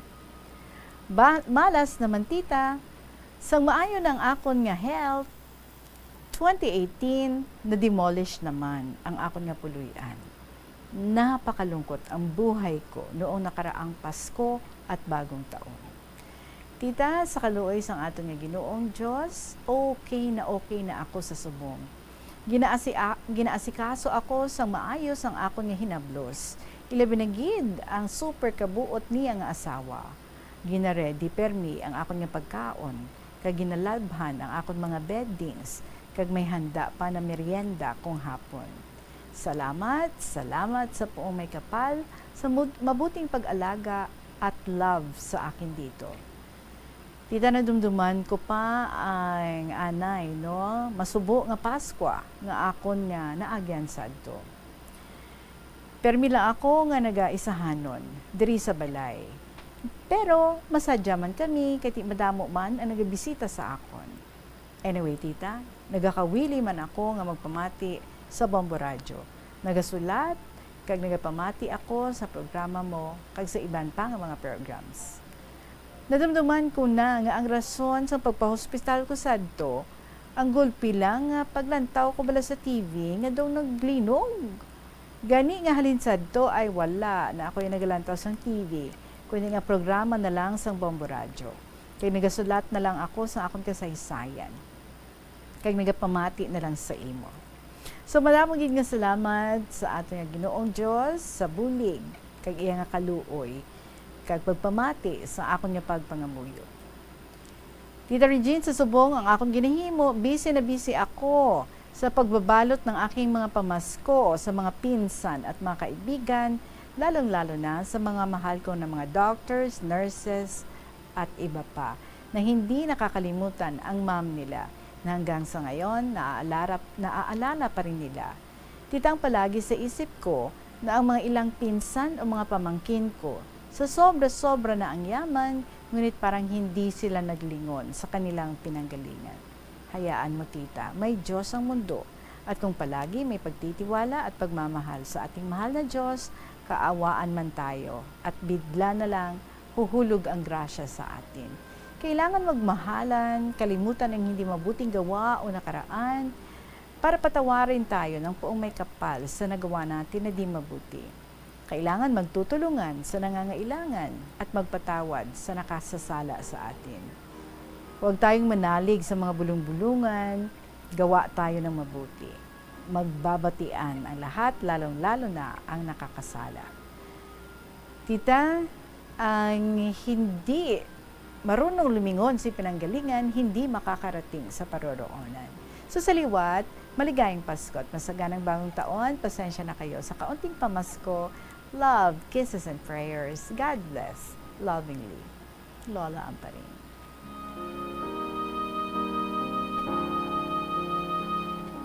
Well, Lola Amparin, amugid na, no? Life is a series of ups and downs, but the people that would give you happiness, the people that would help you, no, to get up. Especially kung downtrodden ka gid, feeling so low, are those people, no? Sa palibot mo nga nagapalangga gid sa imo, and especially those, no, nga ginhimuan mo man sang kaayo. So just continue ang imo nga ginahimo dira. Maglingaw-lingaw ikaw, mayo gid kay ti nag-enjoy ikaw sa pagpamati diri sa mga programa sa Bombo, and of course ang non-stop nga pag-share sa imo nga mga istorya diri sa KLP. Madamo gid nga salamat sa imo. Hope you had a very Merry Christmas. Sa ganang maayo gid ang imo nga bag-ong tuig. Salamat gid sa imo, Lolo Amparing. Siguro what you experience that time nga habal mo do, feeling mo do may basko gid nga linog, siguro gin vertigo ikaw. Feeling ko lang. But anyway, sige, ang ato nga oras, it is now 2 minutes before 3 o'clock, and this time on standby sa ato nga linya, sige, Bombo Chris John Luzada, may igadulong sa aton, natuhoy sa ining nagaluntad sa mga brownout. Good afternoon sa imo, Bombo Chris John. Yes, mga kabombo, Tita Regine, update kita sa na-experiencean subong. Bilogid nga pa na island, kagimaras, ini mga kabombo, Tita Regine, ang naka-experience subong sang power blackout. So blackout gali kita subong? Yes, bilogid nga pa na island, kagimaras. Anong rason? Tita Regine, magtuginot gawa ang pagwa nimo. Pagwa ko, pero subong very cool pa. Oo, subong pa kayo okay pa. Di ko may mga generator kamo mas okay, pero kung wala ka mo sa generator ati oro antos sa mga kabombo nato no, sa bilog diri nga panay kag Gimaras. Diri bla una-una naton sa syudad sang Iloilo para sa mga kabombo naton ang mayara sang unscheduled power interruption. Kaina pagid ni Tita Regine una-una tinagpagwa ta ang pahayag, nagpagwa sa nga pahayag ni More Power Iloilo, and I quote, tambal nila, low voltage is currently being experienced in various areas within Iloilo City. We are coordinating with the National Grid Corporation of the Philippines regarding the status of the grid. Apologies for the inconvenience. Umpisa pa ng Santuig, Makmo Tita Regine, January 2 pa lang, naka-experience siya na sa power blackout nagligad o February nagligad tuig amo ang pagka-experience sa Iloilo. Diri naman sa may tabok naton sa may Gimaras, Tita Regine, nagpagawa man sila sang advisory and I quote, ambal na update as of 2:37 p.m. Total blackout due to tripping off of power plants in Panay Grid. As per initial information, voltage is fluctuating. Other electric cooperatives and distribution utility within Western Visayas are also affected. Amo na sa may ginpagwa naman nga pahayag sang Gimelco naman niya. Kaga diri naman sa may Central Negros cooperative man pila ka area sa Western Visayas mo.